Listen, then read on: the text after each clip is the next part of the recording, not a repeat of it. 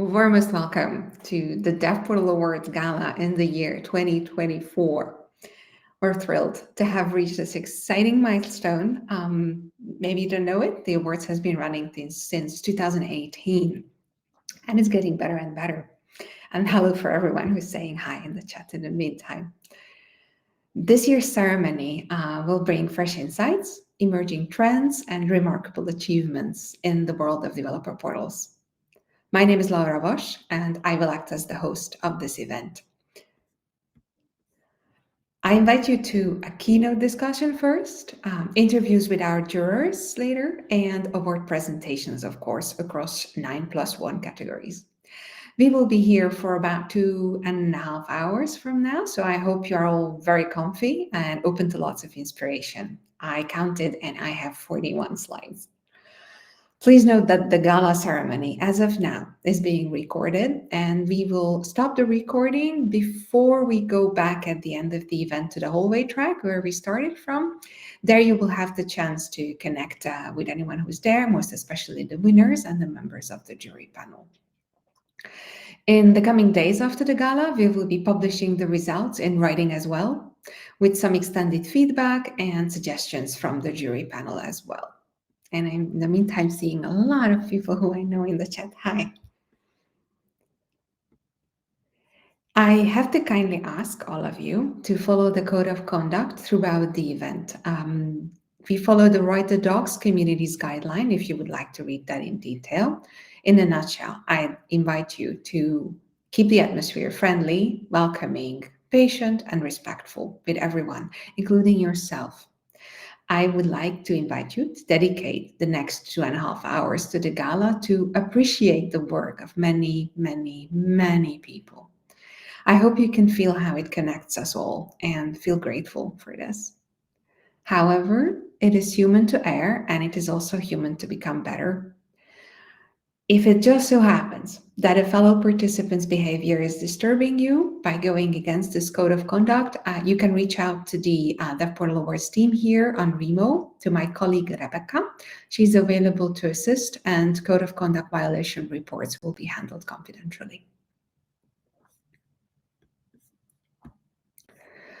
On behalf of everyone tuning into the DevPortal Awards, we extend our heartfelt gratitude to all of those people dedicated to creating, maintaining, and advancing exceptional documentation and developer portals. Whether you're representing a nominated portal, serving on a jury panel, or helping organizing this event, thank you for continually raising the bar on quality, innovation, and user experience. Before we announce the award winners, let's take a moment to recognize who are the participants and who was on the jury evaluating them. This year, 42 developer portal teams stepped forward to join the DevPortal Awards, including renowned global awards, global brands, and promising SMEs. The DevPortal Awards, in its very core, is to challenge and inspire portal teams to go from good to great.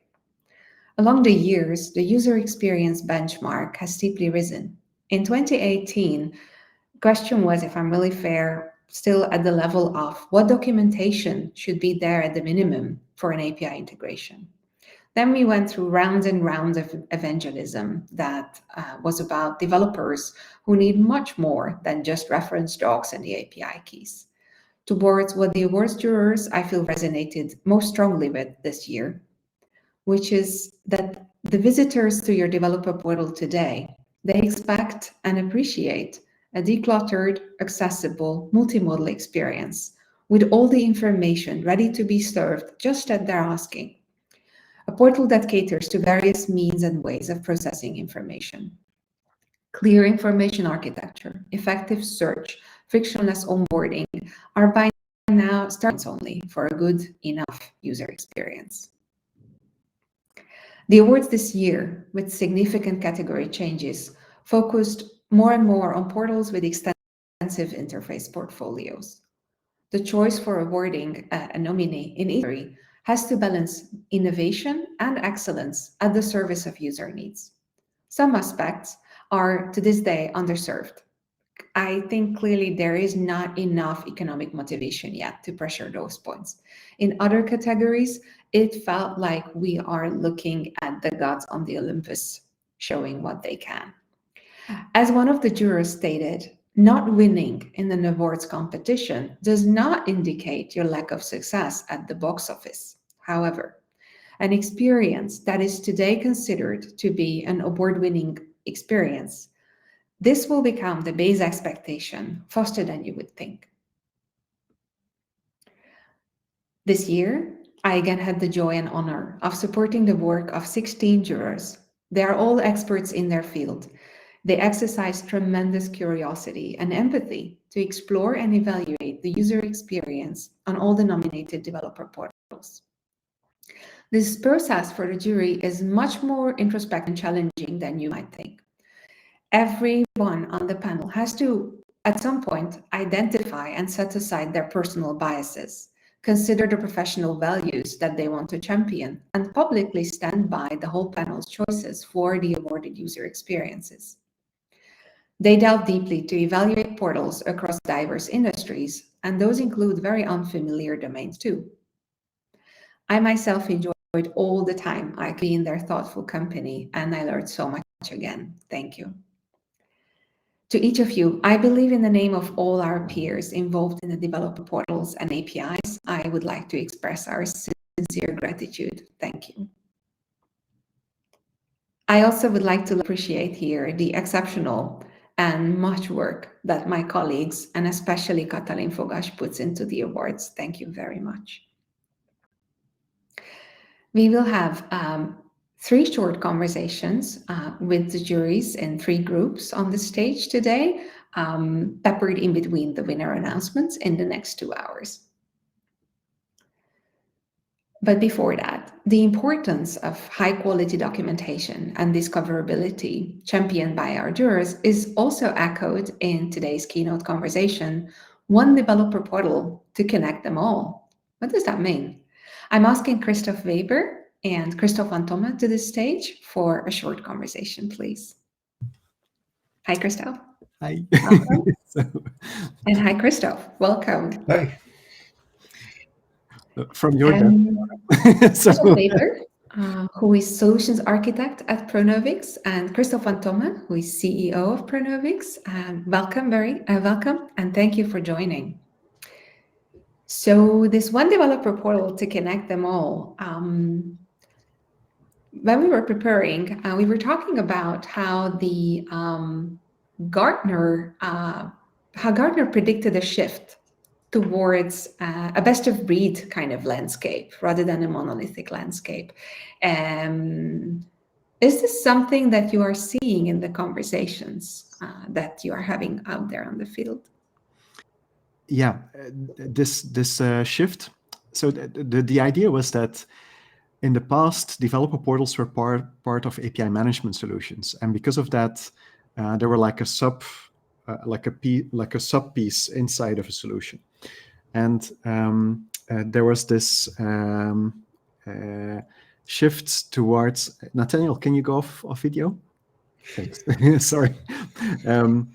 So there was the shift towards instead of looking at developer portals as a developer experience function that spans across your whole technology landscape, instead of having like a portal here and a portal there and a portal there.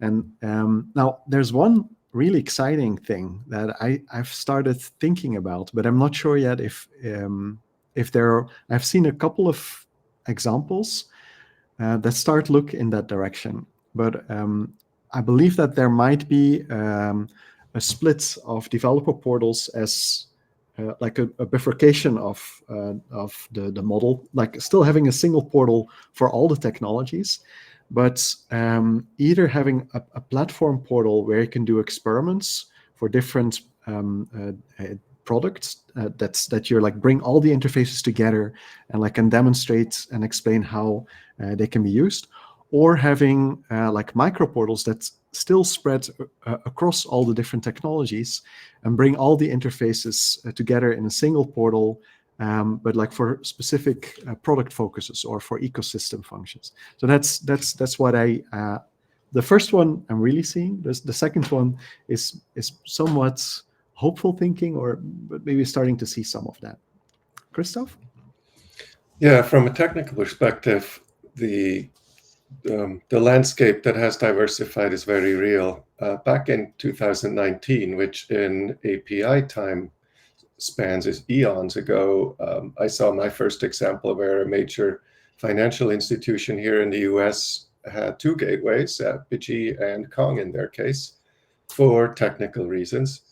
And since then, this has spread widely in the ecosystem. We've seen it with various customers we've heard about when we talk to friends and colleagues in the space. And also, we've seen a much bigger spread to different types of APIs, and beyond that to more interfaces. So we see REST, we see async API, we see SOAP still lingering, gRPC, other API types. We see widgets, we see data contracts, we see homegrown protocols. There's a diversity of stuff out there. These are very real. And my perspective on this is, if you have all of this, that your consumer shouldn't have to care that there's all this diversity. It needs to be one touch point so that you can find what you need and integrate where you need. At the same time, a popular phrase now is that, well, AI is going to solve everything. It's going to automate all integrations. Just lean back on your chair and let AI integrate everything that you ever wanted. Will we still need developer portals? So this is a question that was very much top of mind when we did AI the Docs earlier this year. And then the core conclusion that I got from a lot of talks was that documentation is not becoming less important, it's becoming even more important. And so I think that we will still need developer portals, but there might be a shift from who is using those developer portals. Is that well, also we need to see like how fast this all goes. Like if you want to have really well structured, predictable results, you still might want to have a deterministic program that is consuming or APIs. But even so, like even if AI would go, or even if we get like general artificial intelligence and you get really, really good robots, then still we will need to be able to publish the interfaces that we provide, both internally and externally.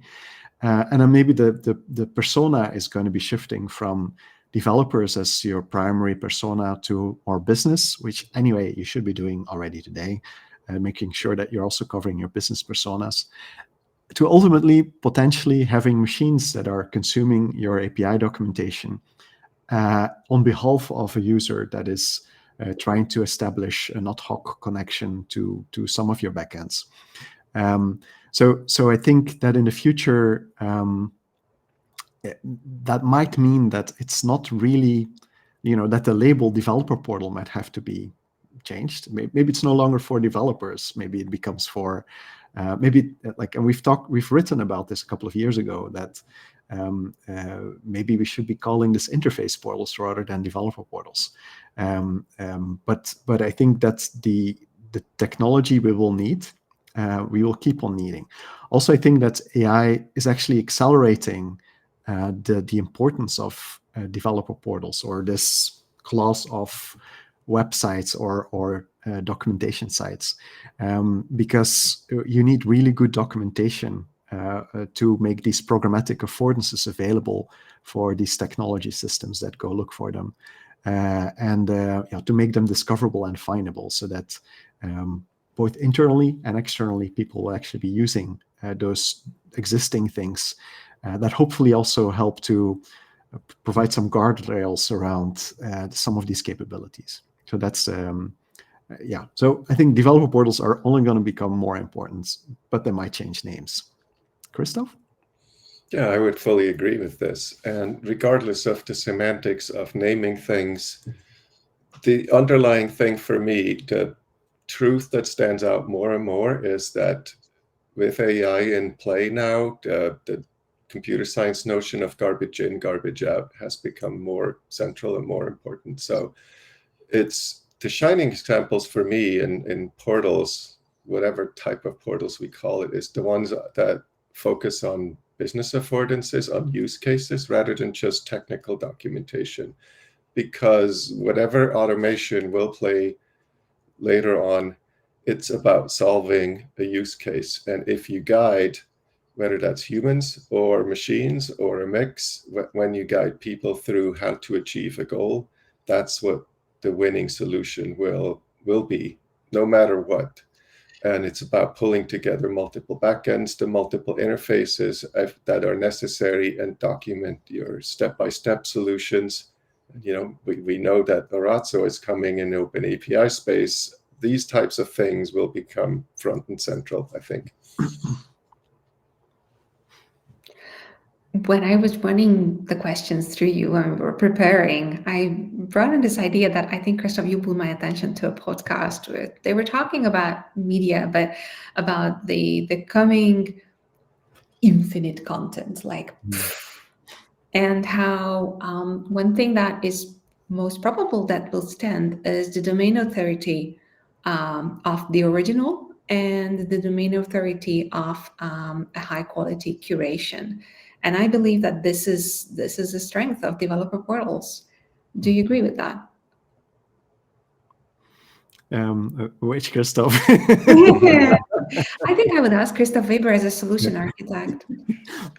Yes, I think domain authority is extremely important, and it's about what is the real source of truth, because all of the AI things, whether we call it AI or LLM or any of those notions that we've seen in the past 2 years, the models basically reflect back what already exists. They're not inventing new things. They may remix it in unexpected ways, but the real authority is who knows what's going on and who can cleanly expose it. So domain authority is going to be the mechanism that allows us to become the source of truth. It's like you in your business and your documentation should be the source of truth rather than someone else like Stack Exchange or Reddit or whatever. And that's where the information flows from. It's also like we see, well, this is kind of fresh, and it's actually now happening that the LLM providers like ChatGPT is starting to provide a competitor for search. But actually, if you look at it, what they're doing when they're doing search is basically global World Wide Web scale retrieval augmented generation that they're doing, where they're first doing a search against the keywords that you provided, and then they try to generate something based on the content that is being loaded from those web pages. So the same mechanism that we have today of publishing authoritative content and documentation is potentially even more important, because now people are not browsing through 10, 20, 30 links, but like a bot is picking like a couple of these and then generating an answer based on them. So yeah, interesting times for sure. Mm-hmm. So what we need is, to summarize, we need really good documentation. And and riffing back on where we started, we need unified documentation across the entire interface landscape that we have. Yeah. Of which we are about to see some stellar examples. So, Christoph and Chris, thank you very much for opening up with this question. Whether we need developer portals. I was a bit afraid what will be the answer at the Portals Award, but apparently we still need them. So let's see how to do this very well in 2024. Thank you very much for coming to the stage. Thank you for having us and for all the work you've done organizing this with Kati. I'm just hosting it. Yes, thank you. Yeah, thank Pleasure you. to be here. as this was a lot of food for thought, I think, and I have also seen several interesting comments in the chat. I think we are going to probably publish this in a written format, so you can also form your own conclusions from it or derivatives. Now let's start the award show. The first award presentation is going to be about the best accessible multimodal documentation in the developer portal category. We had few nominees because we have changed the category a bit. Accessible multimodal documentation is so important because it ensures that all users can get to and understand content through various formats, regardless of the user's abilities. We firmly believe that accessibility should never be just a nice-to-have feature in a developer portal. However, I have to channel many voices telling that it's very disheartening that accessibility still cannot be a priority for many companies, sometimes for understandable economic reasons, sometimes it's just a matter of prioritization. Any effort you put towards accessible information is better than nothing. Frictionless and inclusive access should be your goal, but any steps towards that are both felt and for users.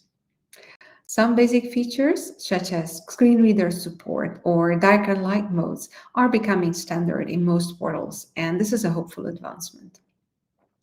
And as a warning, if you do not solve the accessibility issues, it is highly probable that AI will frog leap your homepage and serve your content outside of your reach. After careful consideration, we are pleased to announce a winner that not only scored perfect in all accessibility checkers, but also provides a convenient widget that allows users to customize their experience when using the developer portal. The best accessible multimodal documentation in a developer portal award goes to, first drum roll, the rootstock documentation. Congratulations.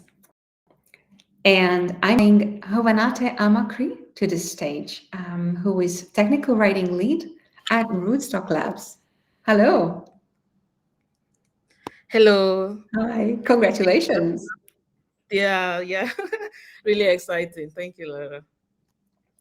Can you share a few details about that widget that the jurors were referring to? Yes. So, first of all, I am Awanate Amakri. I am a lead technical writer at Rootstock Labs. Yeah, so all about the widget, so straight to the point. When we started the project to reimagine the Rootstock developer portal in December 2023, it was all about giving our developers the tools that they need, the experience, a good experience, optimized content, right down to the reorganization of the information architecture and all that. And we also thought about, okay, we have different types of users. We have general users, we have developers using the portal, and a whole different types of users, right? When we did our research. And it was like, okay, how do we ensure that we cater to these different audiences, despite their background, despite their experience level and all that? And we thought about various means, one which is the accessibility model. So the accessibility widget is, we use the accessibility, it's from accessibility. So right down to dark and white mode, we paid a lot of attention to making sure that the content, the titles, and everything matches dark and white mode. And we did the font size, color, ADHD, different types of accessibility options for developers and for different users. Yeah, and I'm glad to announce that we also achieved 100% functionality when we tested the accessibility widget. Yeah, so thank you to the team. Also great recognition to Rootstock, right, for prioritizing developer experience. And also thank you to the DevPortal Awards team. Thank you, Kathleen Fogg. Thank you, Laura. Thank you, everybody involved in making Rootstock, right, the jurors, right? Thank you, everybody involved in making the DevPortal Awards Global. Side note, it was a really great resource for us when we were researching good developer portals and what is like the benchmark and what we should follow. Thank you, everybody. Could you put that reference that you mentioned into the chat as well, if someone didn't catch the name? Yes, I will do that. Thank you very much. And please take through the congratulations and the gratefulness for the stellar example to your colleagues as well. And I am, in the meantime, moving on to the next category, best served integration solutions in a developer portal. So in the best integration solutions category, this is also a new category. We are looking to award the best patterns for how Portal can include solutions that solve the same problem in a different low-code, no-code way. This year, we received 8 nominations, and the jurors were impressed by the contenders' commitment to delivering a smooth, consistent user experience. For example, if users can create an instant of a product through a dashboard or toolkit, but aren't guided to the relevant tutorials, the integration experience can feel incomplete. Now, let me repeat this in a different way.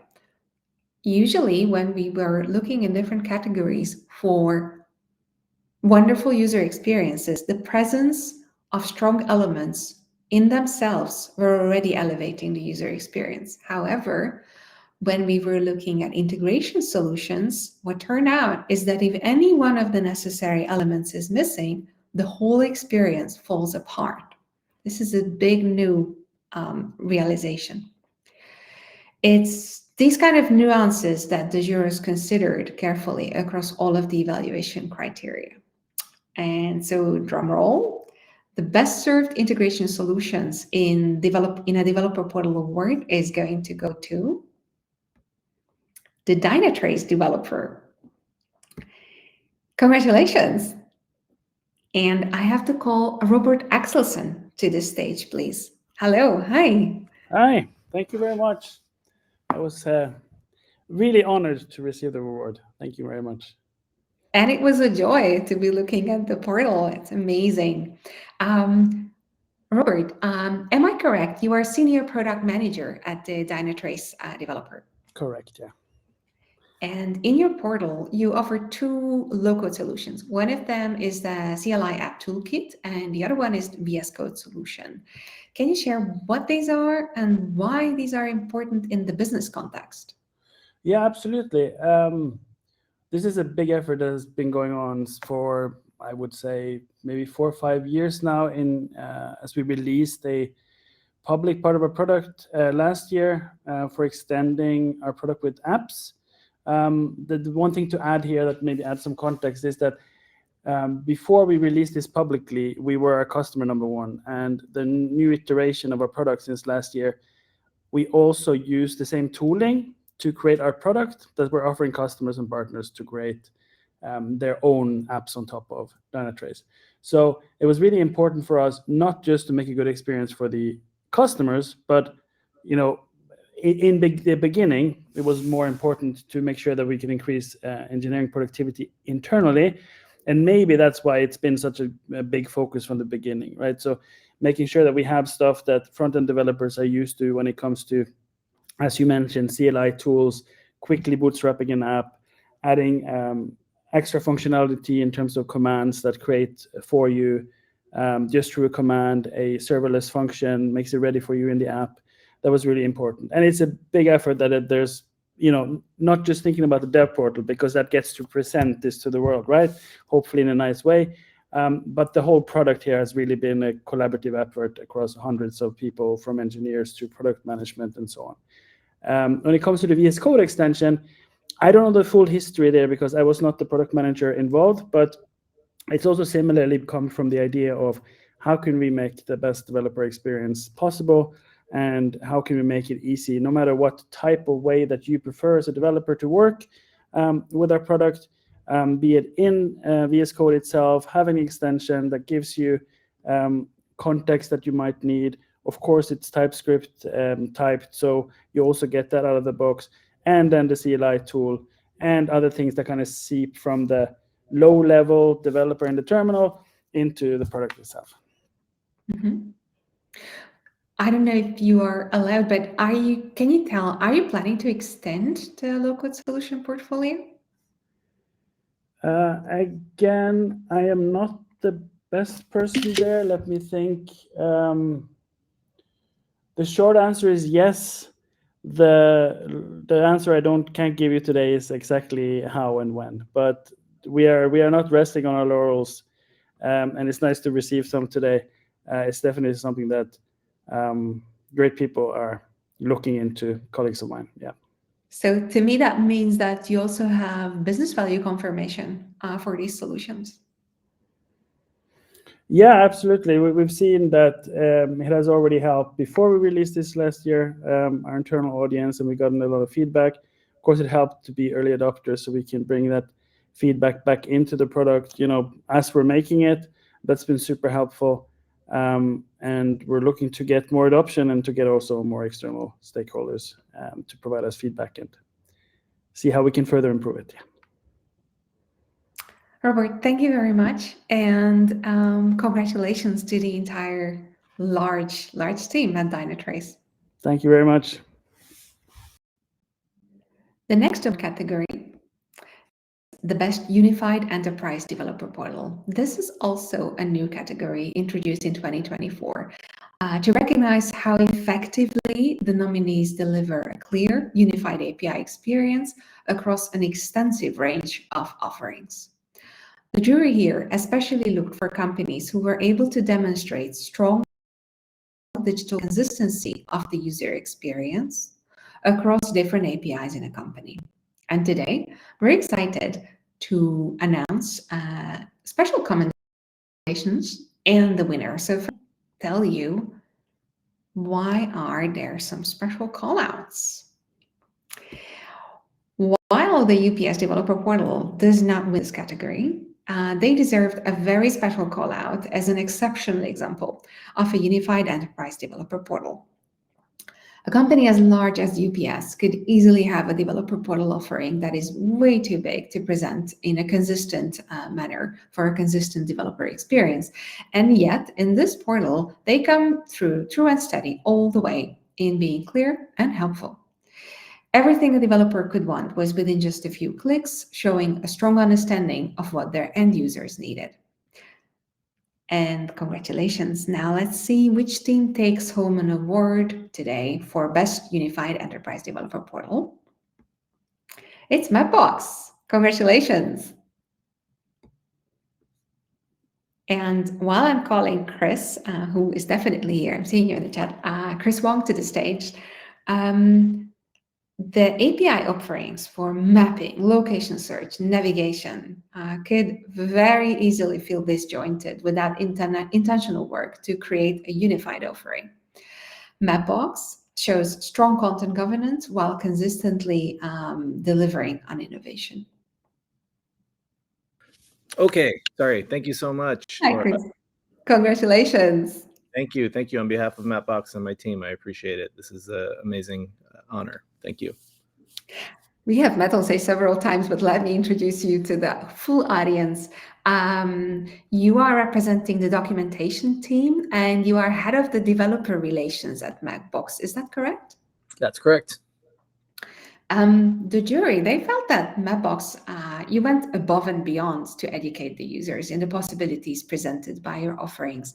And especially the developer cheat sheet was called out as a great example of tying together all your offerings in one compact user interface.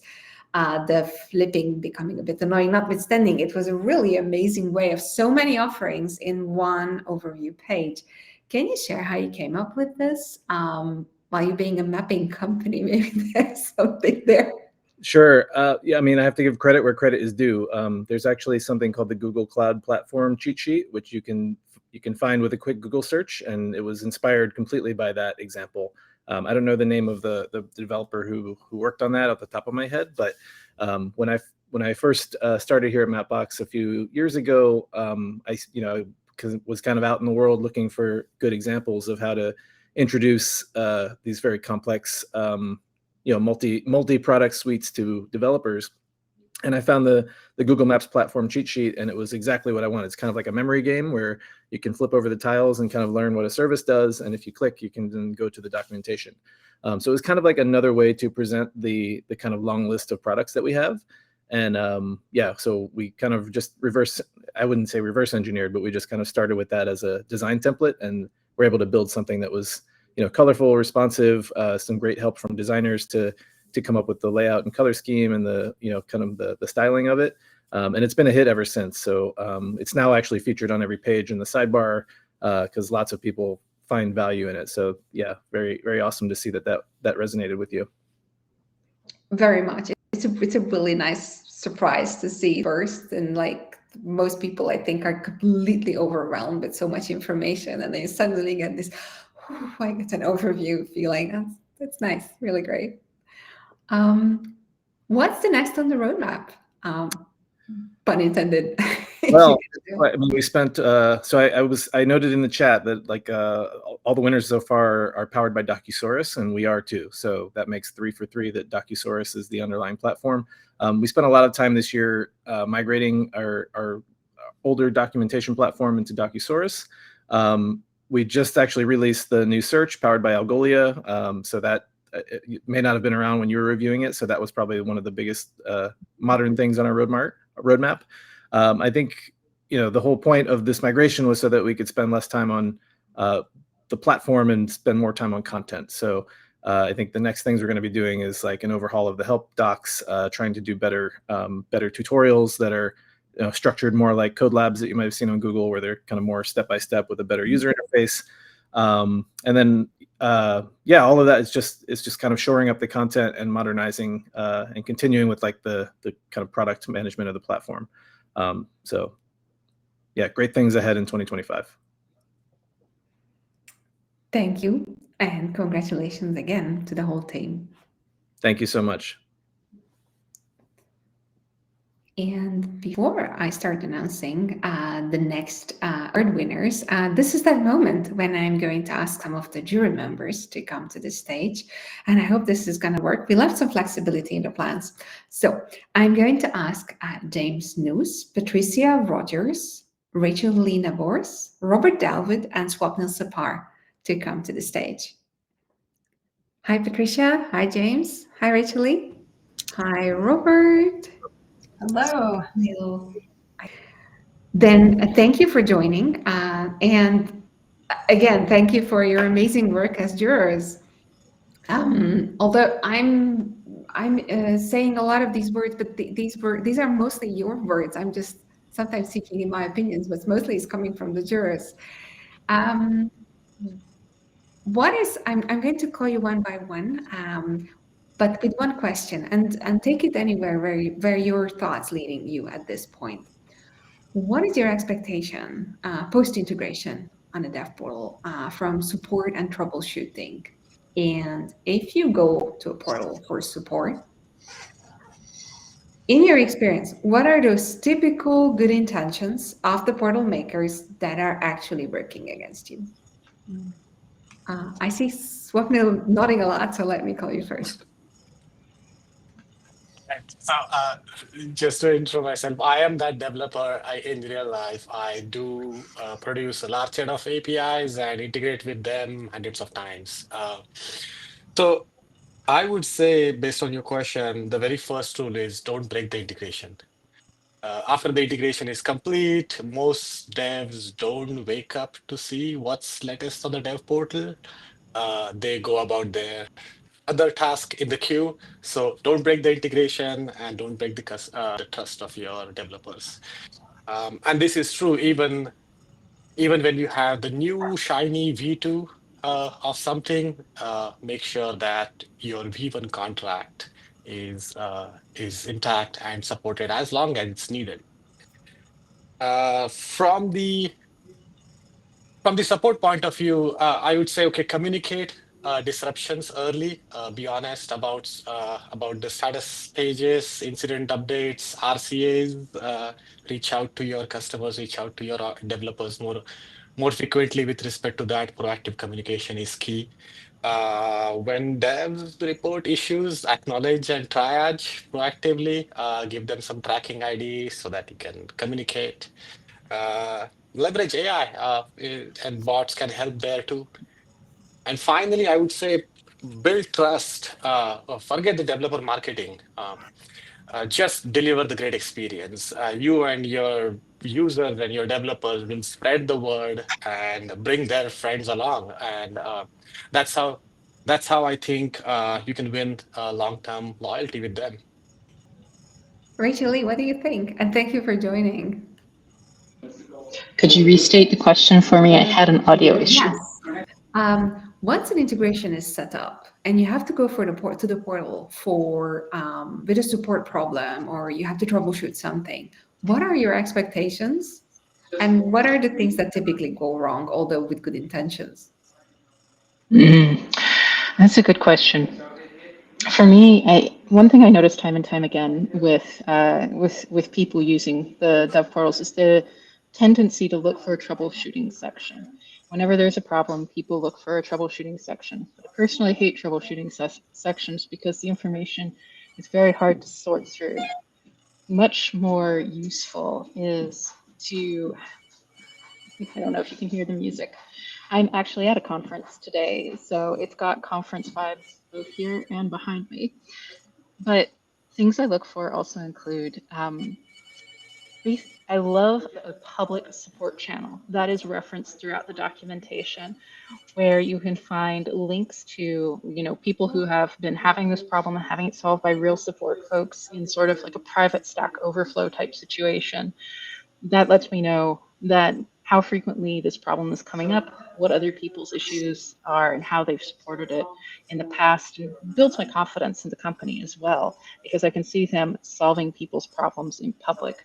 So that's sort of a souped up troubleshooting section. Another thing I have found invaluable, not just for me, but watching others, where AI can be helpful, is AI debuggers right there where you're using the tool and the product itself. For instance, on Pipedream, it's kind of like Zapier, but for nerds. We'll use this little AI debugger next to the scripts that you're using. Found it so useful for doing understanding a stack trace using multiple products together in ways I wouldn't have. So it's not just about troubleshooting and supporting people using your product. The challenge is now, how do you help people use your product with all the other products out there? Because it gets harder and harder to hunt down where these kinks in the system are. And no amount of FAQs is going to be able to account for every single case. So solving it in public with a very robust integration between the support team and the documentation team, and even leveraging AI to help decode some of these things as they're happening in the tool itself. Those are my favorite solutions to this problem so far. Thank you, and have fun at the conference as well. Let me ask James next. You probably come across many support questions simply because of the number of clients that the portal has to support. What is your experience here? Yeah, so I really like the previous comment around don't break the integration. So love that, right? So support's kind of like a last option. So I love the idea behind, making sure you have a good status page, because that should be the first thing, right? If all of a sudden my integration stops working, I want a place to go to say, where's the problem, right? So I'm gonna actually take this a little bit in a different direction and say, even like when you're integrating with the API, as it relates to troubleshooting, there's an interesting dynamic between, are you doing good error handling of the APIs? And then what does the dev portal support? And if you're not doing one well, the other one's got to step up. And if you're not doing that one well, then the other one's got to step up, right? So if you have terrible error handling and terrible responses in your errors on your APIs, well, guess what? Now the team that supports your dev portal is going to be feeling the pressure to provide, twice as much support. Whereas if your APIs are intuitive, right, now you might find that you can get away with having a significantly less on your dev portal regarding support, because when you're integrating with the API, the errors are actually literally walking you through what you're doing wrong, right? Oh, got this error. Why? Oh, there's a good reason. Fix that problem. Oh, new error. Why? Reason. Cool. And so, in my opinion, if you're integrating with an API and getting multiple errors, if you have good error handling, you have good reasons for the errors, you might not even need to go to the portal to get to the root of the problem, right? You shouldn't have to go to the portal to get to the root of the problem. So that's kind of a different direction I wanted to take it. And then in terms of, what's not really working, just to build on, the community forum too. That's one thing I find problematic as well. I think they're great, but also when they're just totally unmoderated, I find that I go to a forum and there's 12 different options, right? People posted, well, this worked for me, this worked for me, this worked for me, right? And there's not one that like says like, hey, try this first, right? So, I've definitely found situations where I've had to try multiple different things because there was conflicting information in a community forum and it wasn't clear to me which one was the right one. So I think it's a great thing, but I think if it's not well maintained, it can also start to actually create a negative experience as well. So. Thank you. Patricia, you are in a very different situation in your professional life because your portal, let me go out on a limb, are serving only large B2B clients, right? So you probably have to provide a different type of support? Yes, we do. Yeah, our users are businesses that are using our financial data APIs, and they're long-term users. So we have fewer, but they're long-term users. That's right. Thinking about your question about post-integration, what kind of help will people be looking for with troubleshooting? I think that is going to be the expectation that they can use an AI chatbot that will take them straight to the documentation that's relevant for what they're experiencing. I think people will experience that on other websites, and they'll come to our dev portal looking for that same experience, and they want to go straight to the information that's going to help them troubleshoot the incorrect response they're getting or the error message they're getting. So the art of asking questions is going to become a problem. Yes, yeah, they're going to bring that that experience they had on the on another website to our developer portal and say, hey, where's your AI chatbot? How come it's not available to answer all my questions? And then I guess you asked what kind of problems people will run into despite the best expectations or the best efforts of the API documenters. And I think it's just too much text that people don't want to read. They don't want to read paragraphs. They just want to get straight to the point. They're looking for concise documentation. Yes. And I'm asking Robert, who is yet again in a different situation, orchestrating a large documentation set as documentation magician. What do you see in this world? Support is largely overlooked. It's been that way forever. We've made great strides in the portal. We made great strides in the quality of the APIs and the number of APIs, but not as much in the support. We're still taking, in my opinion, a 1980s approach to that. So everyone here touched, I think, on some of the aspects, and I'd like to expand on a few others. So for instance, error messages. I believe error message has to be clear. This is the number. So if worse comes to worse, we can look it up. This is the cause of it. Give us the idea of what's going on, and give us a first clue. Give us a logical first step in debugging it. That would go a long way. A lot of devs don't like that. It's not romantic work. It's not interesting work. And they themselves don't encounter it a lot because they're the developers, and they know what to do. The other thing I see is I don't like FAQs. I think that just fragments the documentation. You have to look in two places for an answer. I believe in hardening the content of the document. Instead of having FAQ, put the issues in line inside the documentation itself. But this requires this is harder to do because it's more time consuming on fewer and fewer data points. But one thing that we don't do, so I see a lot of conversations on forums, write the docs as an active one, and everyone's talking about the mechanics of creating a API suite, the new languages, the new applications that can. There's less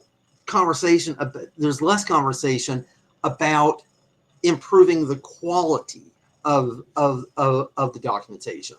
Now, I believe my attitude is I advocate great documentation, and I define great documentation as being so clear that it defies misunderstanding. But to get there, you actually have to dog food your own application. You have to write I advocate making every call in Postman at the very least, so you know what's going on. But until you actually write an application using your own documentation, it's called dog fooding, you cannot understand the problems that the developers will encounter. Now, bugs are bugs. You can't work around that. You just have to report them. But not knowing what to do next, or getting an erroneous result because you fed it wrong data, that is almost 100% predictable. If you dog food your product and go literally by what your documentation says, that's the way I think that gets improved. When I can do that, and there's schedule and other concerns that would prevent that. But I've noticed when that happens, the support calls go down. The developers are more free to do what they need to do. So I don't want to sound like this is tough love, but I think time spent on content will always have a payoff. I'm not the only one nodding. I'm sure about that. I noticed that. Thank you. And I would like to squeeze just a little bit more time here. During the evaluations, there was conversation about governance, so API governance. Okay, but that's an inside job. How do you see that it's actually working? And while we were talking about it, I think, Patricia, you asked this. And Swapnil gave a really, really cool answer. You said, if the behavior of the API and the documentation of the API is the same, then likely there is good governance in place. What are such telltales that there is a good, successful efforts towards governance and a unified portal? Let me ask Patricia first, because you were very much into this conversation. I remember it was really interesting for you. Thanks. Well, one of the things that was so fascinating, of course, we all are looking at our own developer portal every day, and we know it well. And then to look at somebody else's developer portal and see, now, what business are they in? What problems are they solving? What are the indicators that would tell me that this is a well-managed program, that I can feel confident using it?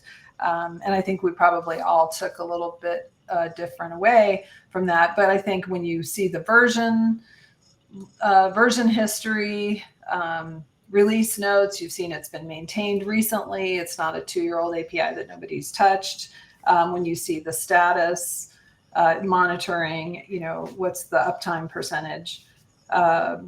Those were the ones that I really zeroed in on. And then another one I loved on one of the sites we looked at was a place somebody could make a suggested change to the documentation, either something that was not clear to them, or this doesn't reflect a recent update that I'm aware of, or what my user experience was, just ways for the user to very easily provide feedback about documentation. That was something that just gave me that much more confidence that the governance policy was solid.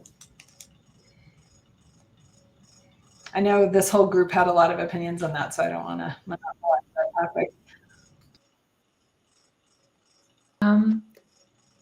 Swapnil, we even have an article published on some ideas of simplifying this waterfall of governance. Do you want to add something to this? Yeah, sure. A shameless plug about my own my own work there, and the talk that I'm having at the conference today is also sharing some of the learnings that I've had. So typically, governance is an internal function, right? I mean, it's not for the external developers, but there are signs of a good governance in place that that can be seen from outside. It can be inferred from outside. Of course, say the say-do ratio, right? I mean, whatever that you say in the docs is exactly how we expect the APIs to behave. Whatever we test in sandbox is how we expect things to work in live. So there are gaps in all of these uh, experiences. Creates gives the impression that okay, the governance is still not in place, but this is also true in just the experiences that the external developers gets to see. How consistent are your API experiences or artifacts? The docs that you have, API reference docs, Postman collections, SDKs, open API specs, change logs, and some of the things that Patricia mentioned, right? How consistent are they in terms of all of their APIs, all of their operations? And that gives some clue about how the governance functions inside is working. Also, in case of big, large enterprises who do mergers and acquisitions, we get to see sometimes that irrespective of where they have come from originally, they all share their work, their capabilities in a uniform, consistent way without leaking or shipping the org structures into them. So those are some of the indirect signs that I see if the governance functions inside is working really well. Uh, and there's so many learnings I've had over the years, many through failures of how not to do this, how not to scale this. So happy to share some of those learnings as well.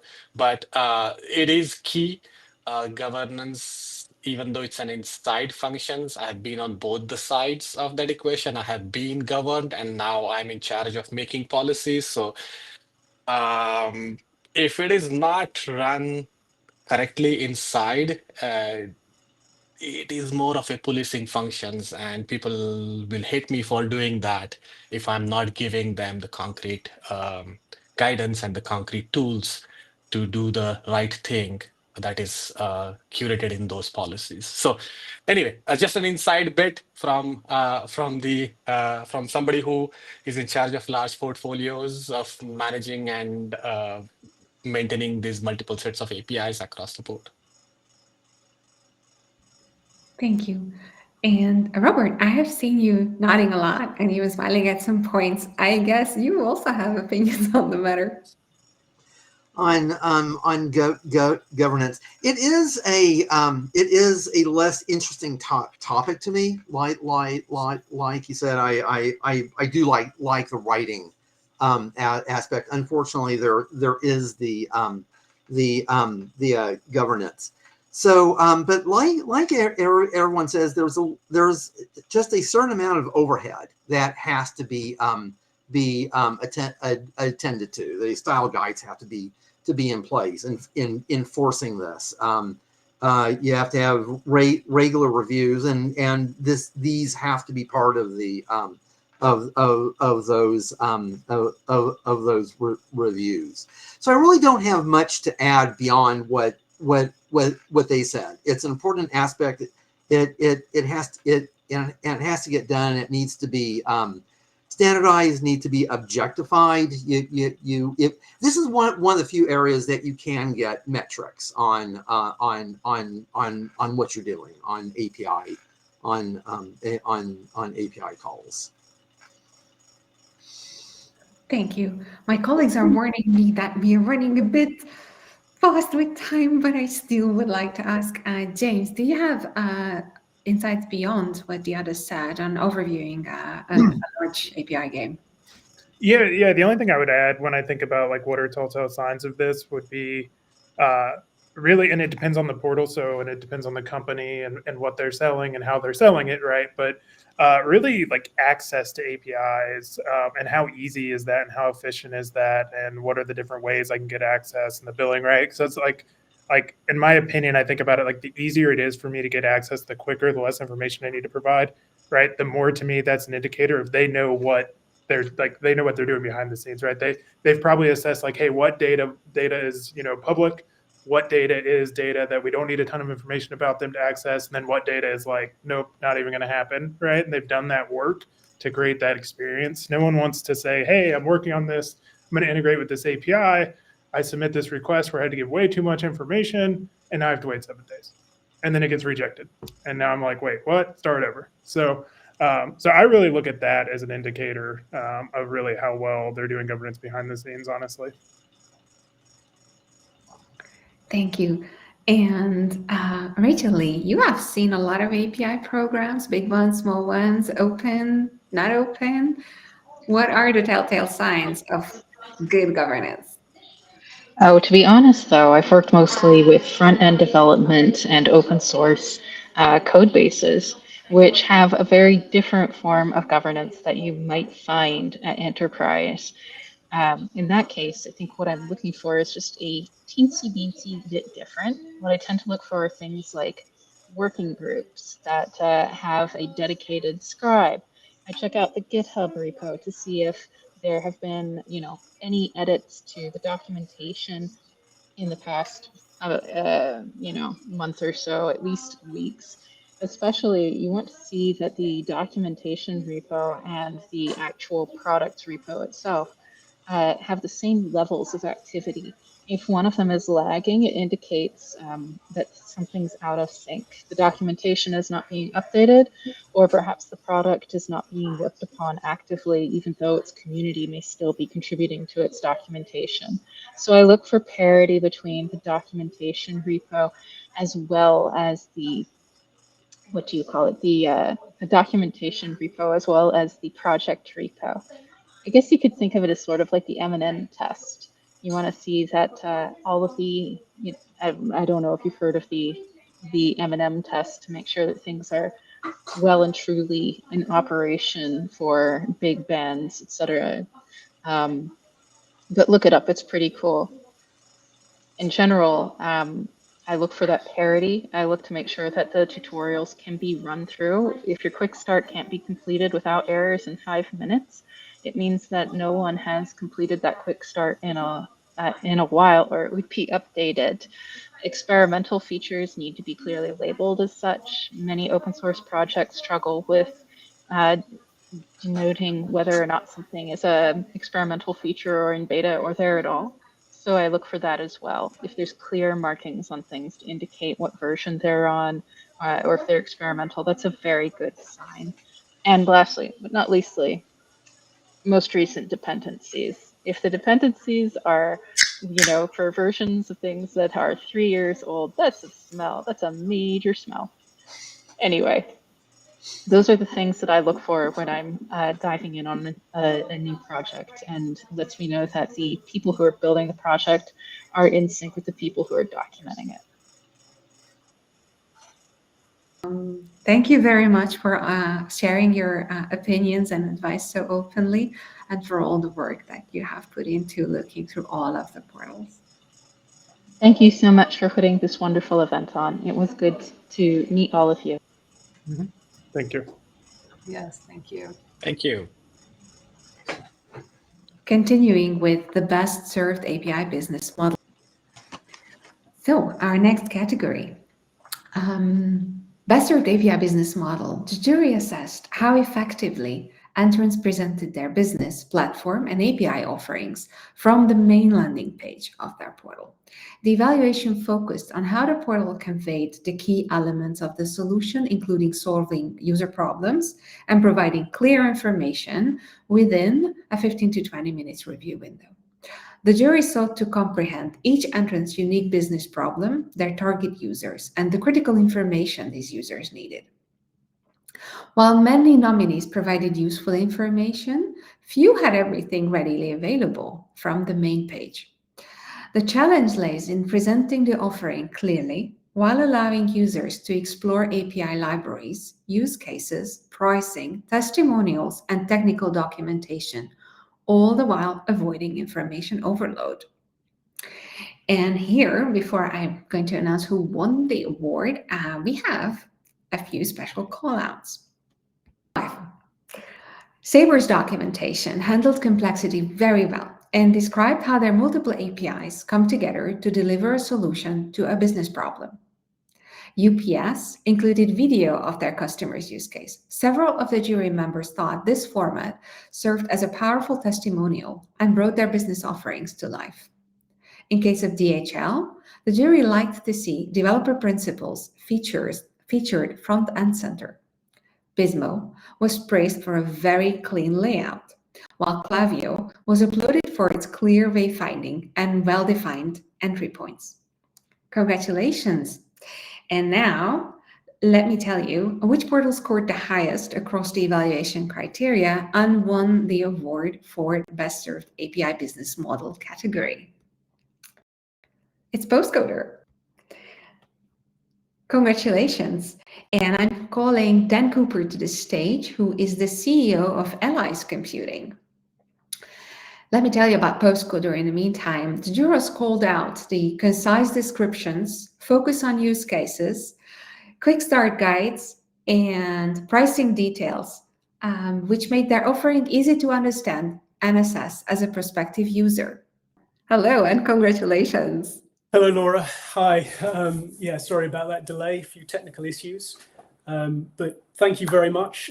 We are absolutely delighted. It's a real honor to collect this award on behalf of the team.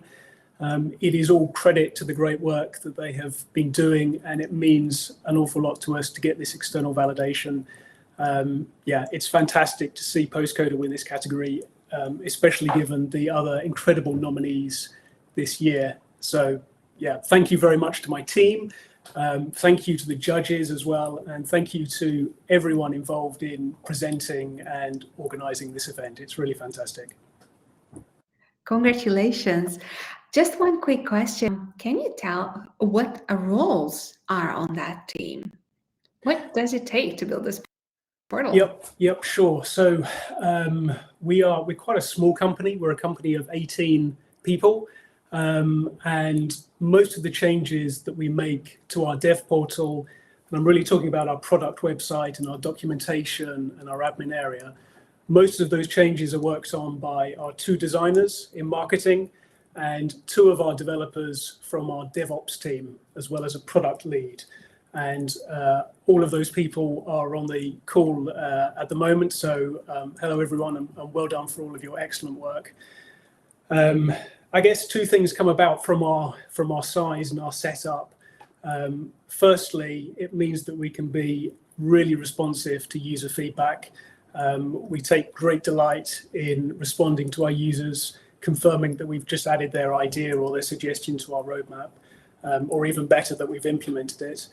And secondly, through our sort of very nature of our setup, we have a team that is incredibly close to our product and our users. And I think that combination has helped us create an onboarding experience, a developer experience, a dev portal that our users really like and that we're proud of.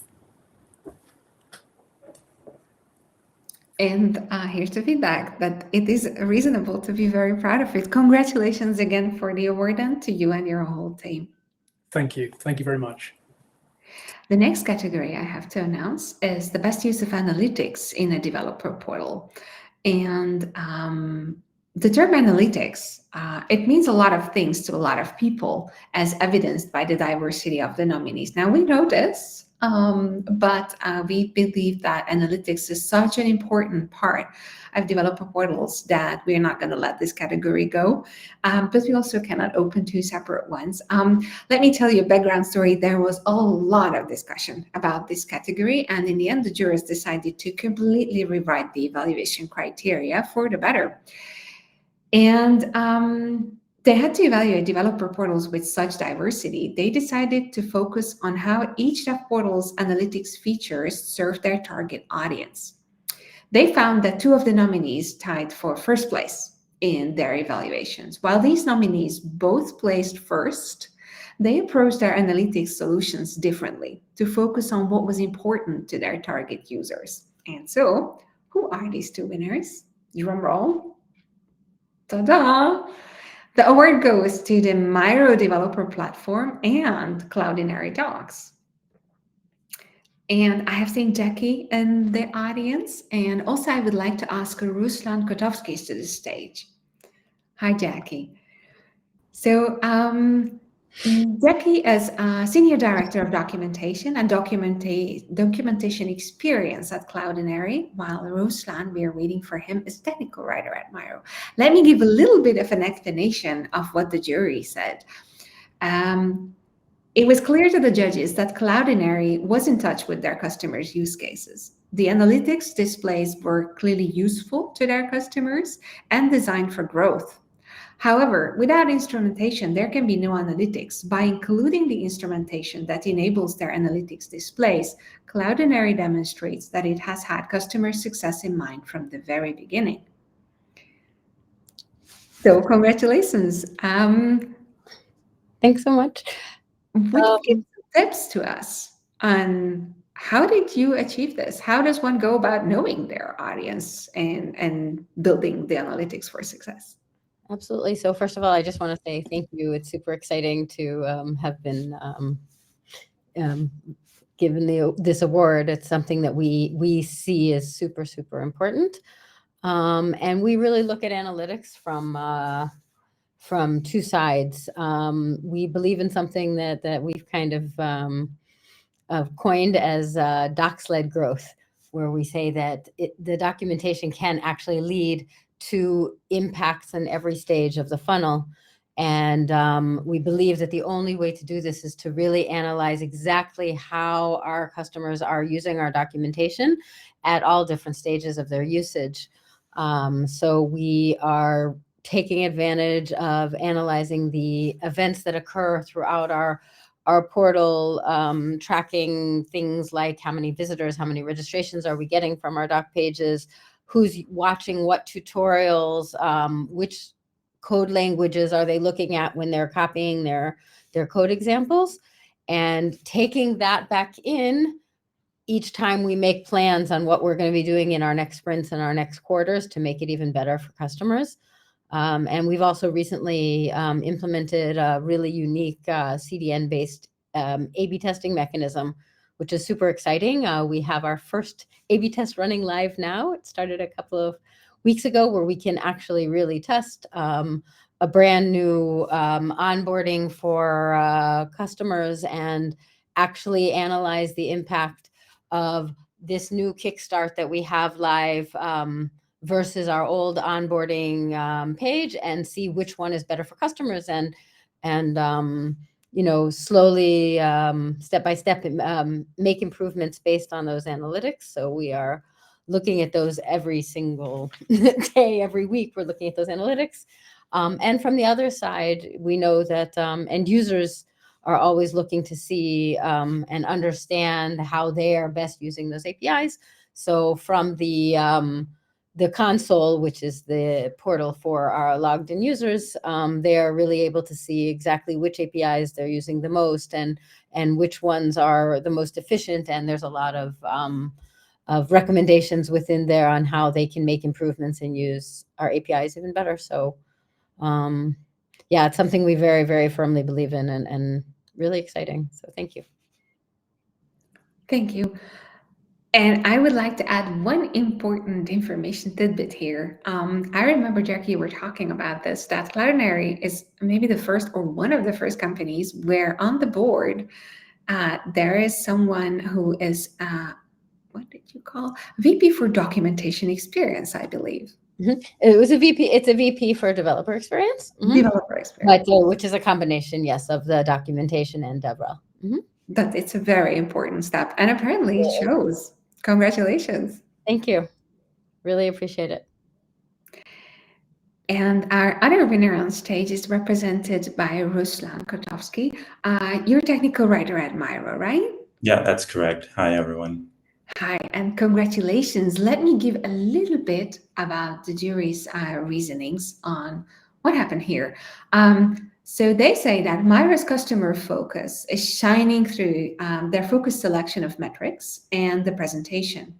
The analytics offering provides data that app developers need to track the success of their apps. That information is easy to read, so developers can manage and improve the apps.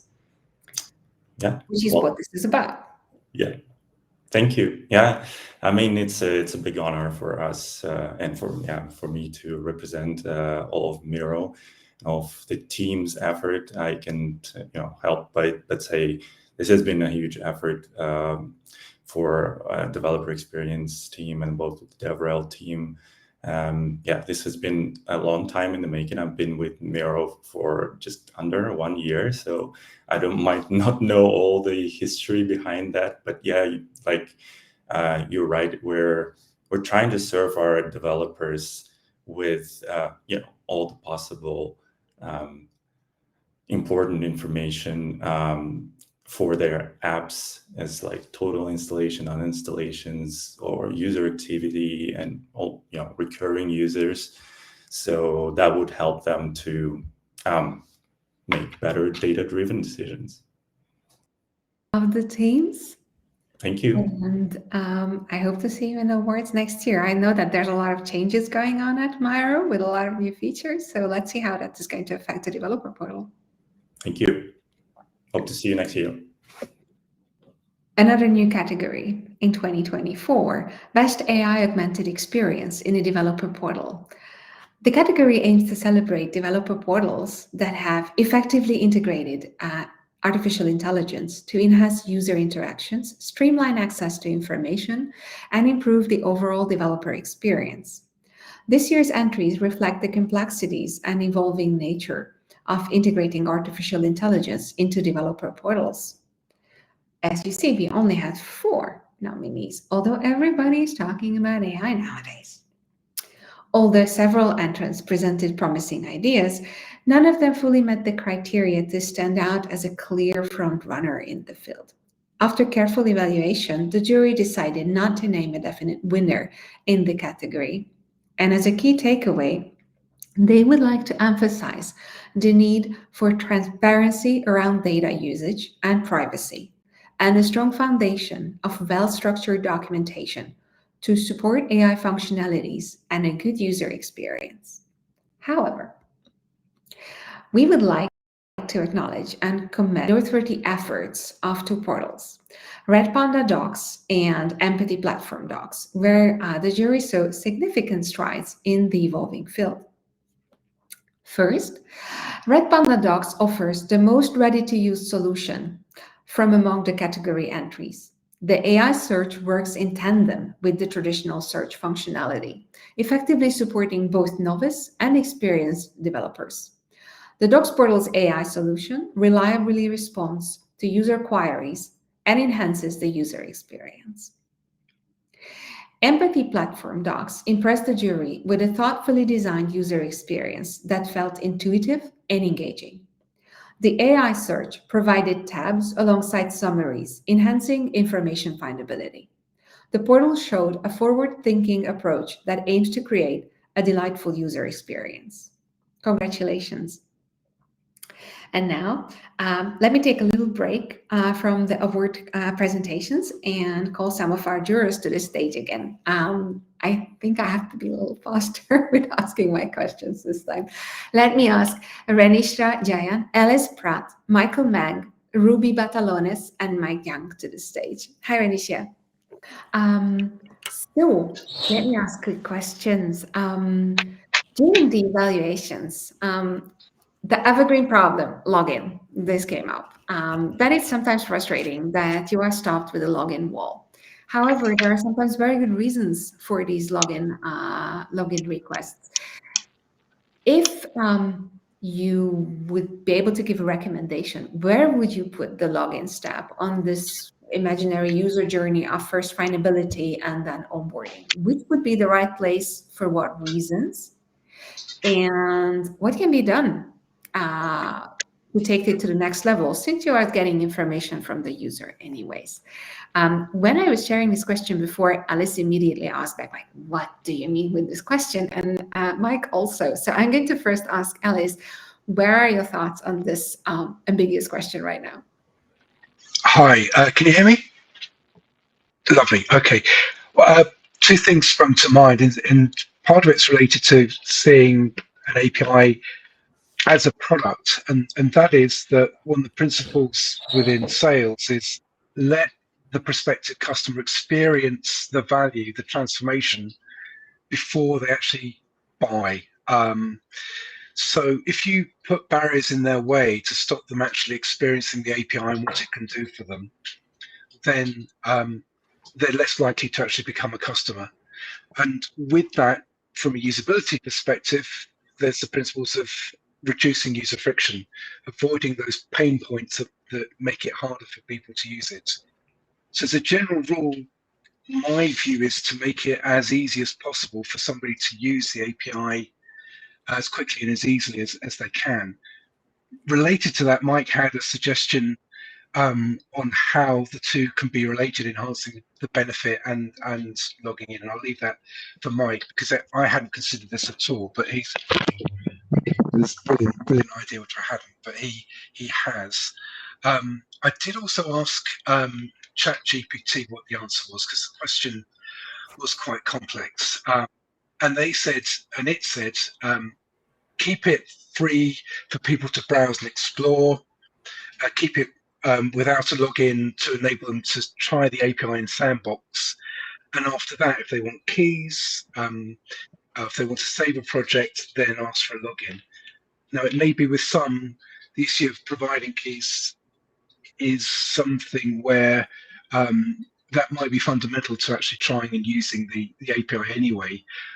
So requiring the login might come in earlier. But that would be generally what I've seen out there, and I think tends to work. Thank you, Alice. So, Mike, what was that extra that Alice is referring to? Well, I mean, Ellis, thanks for the introduction. Basically, beyond logins, when I go to a developer portal, what I want to be able to do is copy paste stuff to my command line. If I can do that and get things to work, great. There's credibility to the portal, but everybody puts on barriers. You have to have API keys, OAuth keys, usernames, passwords. That can be a problem. But with a good login, you'll have profile information that already has that information, your API keys, your OAuth keys, your domains. When you have that information connected to your login, you can pre-populate your REST calls and your other commands with that information. And when that's done, you can copy paste from your docs direct to your command line on your laptop. You don't even need a sandbox and get credible answers. Could I just interject there that what Mike also mentioned was the ability to personalize the API calls. So there's the benefit by logging in of having more richer responses back from that. I think we saw that to an extent with Mercedes-Benz, where if you put your number plate into their API, which was about 2-3 years ago, it could then give you data about your own particular car in the sandbox. I mean, that Mike suggested, and I hadn't considered at all, but I thought was an excellent point to make. We saw also in prior DevPortal Awards, Spotify Developer Portal had this first wow of the moment you log in, they create a playlist from your favorite songs. Also, Miro did a lot of work in this regard. Ruby, what do you think about this in a bit more sensitive field? Yeah, I do think that I do agree with the points that Ellis and Mike made. For me, the ability to log in or get your own test account is part of the very early phases. If you're a decision maker, when you're considering different vendors where to get your product from. So I believe that the logging in and getting a test account should be separate from onboarding itself. And there should be some parts that you should be able to test out, even if you're in a bit of a sensitive space. Let's say onboarding or fintech, for example. I also see that echoing what was said as well.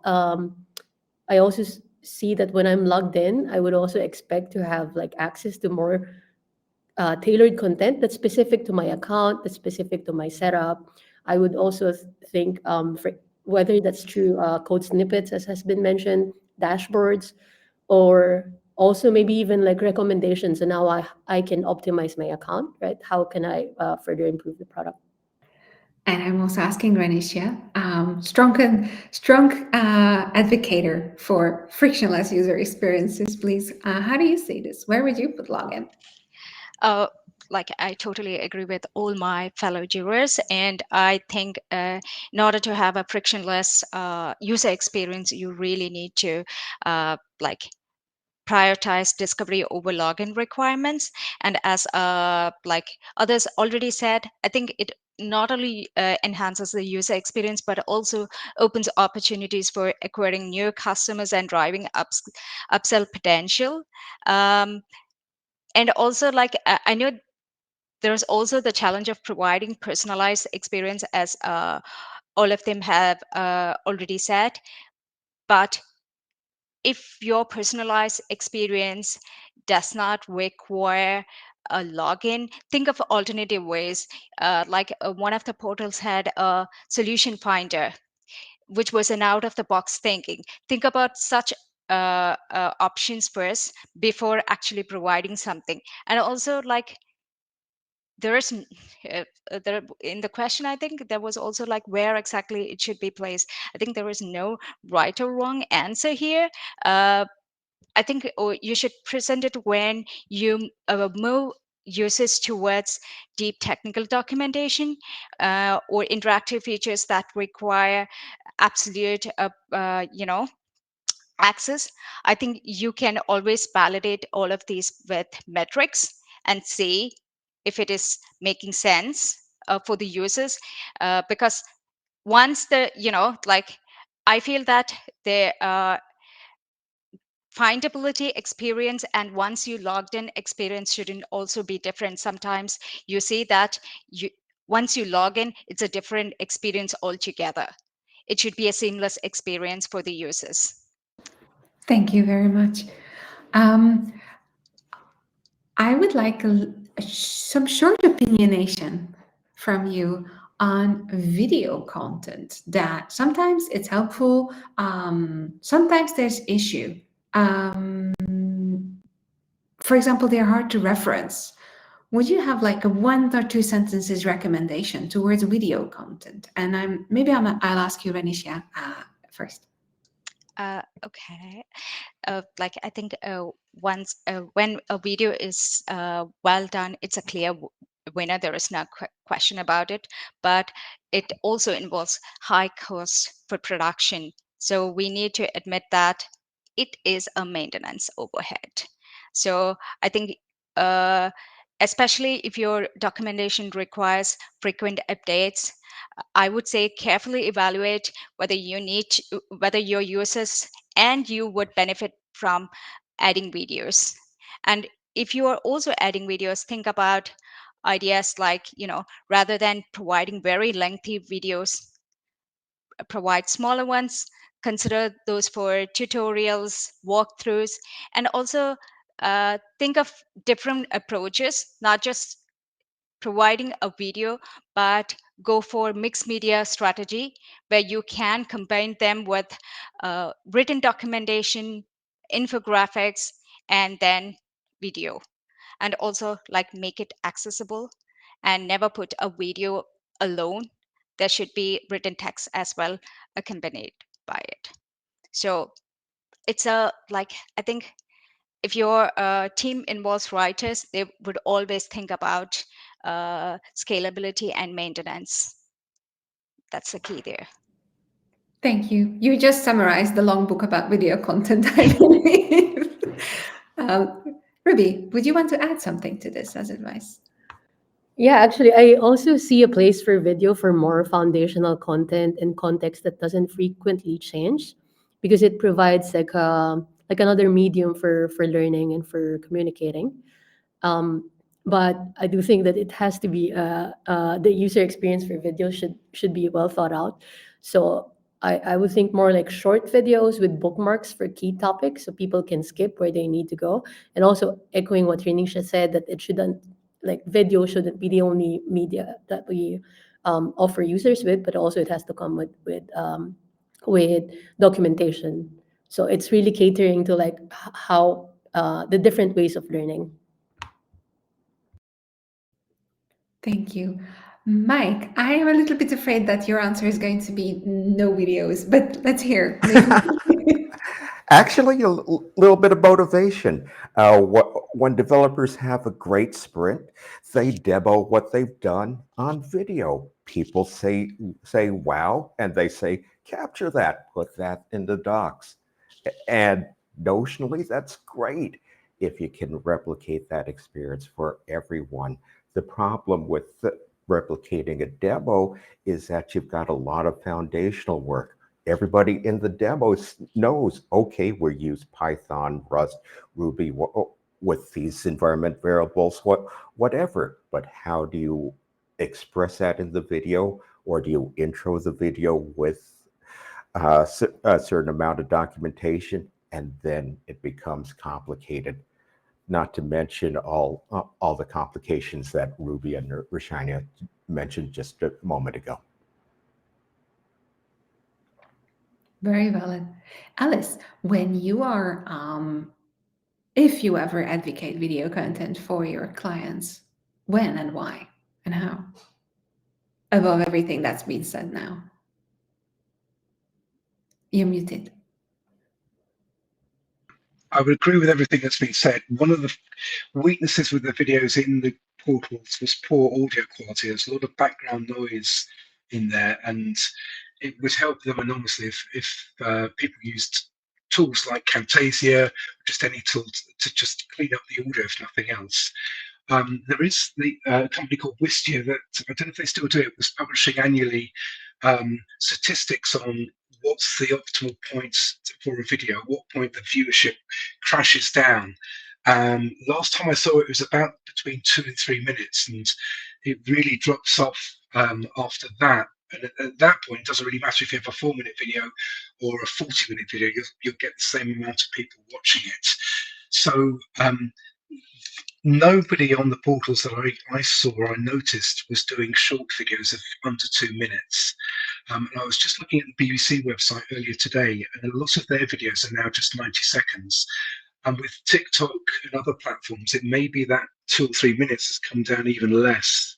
So it may be a case of doing teaser videos, which then have links into the more detailed ones.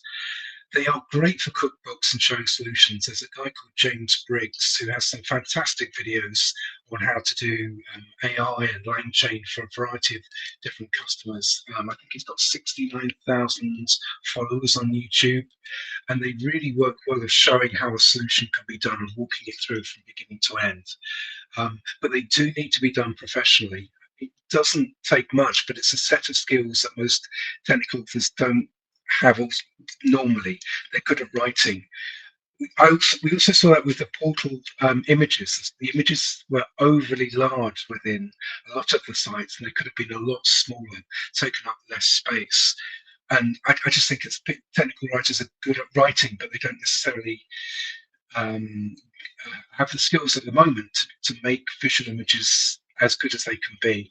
I think the solution is testing, usability testing, finding out where the weaknesses are, and then working on fixing it, and spending a little bit of money on things like video editing tools, or some lighting, or some proper mics, and just getting into that little bit of polish. But all the other points about keeping them maintained, again, totally agree. Thank you very, very much for all of you. Loads of information and learning. And especially thank you for all of the work that you have put into evaluating the portals. Our next category to hear about, best reference documentation beyond REST APIs. So this is a revised category that beyond REST APIs is the key here. The category recognizes the efforts of the nominees in designing, implementing, and documenting API references specifically for non-REST APIs, expanding beyond the REST-centric focus of previous years. Creating high-quality references for these APIs is particularly challenging at the moment, as they often involve more complex protocols, real-time communication requirements, or serialization formats beyond the standard JSON or XML. And we're excited to announce, drum roll, the XRP Ledger Developer Resources as the winner of the Best Reference Documentation Beyond REST API category. The portal offers an exceptional developer experience to understanding JSON, RPC, and WebSocket APIs. It also features DevTools. Hi, Dennis. An intuitive tool for live API testing directly within the portal. And on stage, I have Dennis Dawson, who is staff technical writer at XRP Ledger. And you probably also know Dennis from the Writelux community. Welcome to stage. How are you? I am fantastic, completely blown away. Look at all of that competition. I'm so happy that we were recognized in this category. Congratulations. And I would like to ask you to talk about DevTools a bit. What is it and what's the business purpose that it serves? The DevTools for XRPL? I think so. Yes, well, it's for testing the live API testing directly within the portal. Yes, so we have our API, and for every entry in our reference documentation, there is a link over to a page where you can try it, and you can run the code snippet that we provide and get a predictable result, but then you can go on and play with it any way you'd like and actually try things out that you might then use in your own applications without having to build the application to see whether or not this is the correct method to use. Mm-hmm. Did you hear from your users? Did they like it? Did they use it? We have, they use it all the time. It's funny how in their comments about it, the ability to do this is a given as far as that goes. And any discussion or complaints have to do with things that they want to see more of in our examples. So it is something that is so obvious in hindsight that we don't know why this wasn't invented until now. Something like the wheel, right? Yes, that's exactly the feeling that we get from our customers. Can you tell us a bit more, because XRP Ledger is a little exceptional here. Who are you working with? This is a big, more like a community effort, if I'm not mistaken. It is. XRP Ledger is a cryptocurrency foundation platform. So there is a separate company that actually is monetizing this and creating products, but we provide support to the XRPL community, which is developers all over the world creating their own cryptocurrency applications. So we provide the foundation and some building blocks. We're always adding more use cases and more modular tutorials where they can go in and put together an application using our modules. They can copy and paste the methods that we use and use them immediately in their own applications. And of course, it's community supported, so we get plenty of contributions from our users when they figure out their problems. Mm-hmm.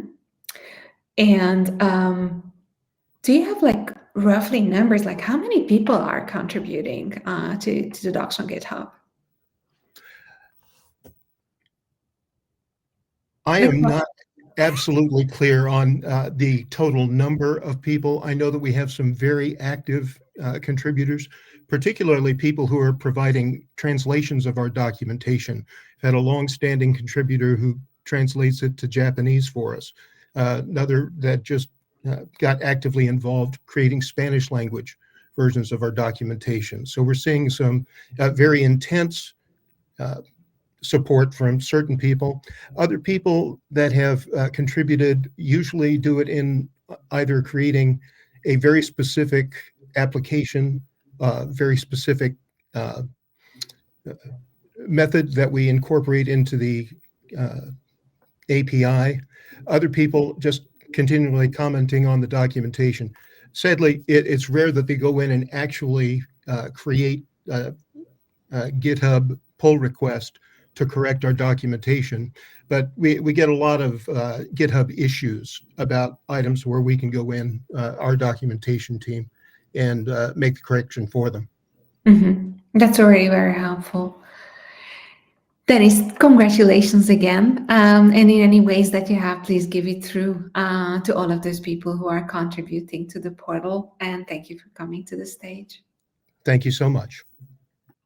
Moving on to best findability of products in a developer portal.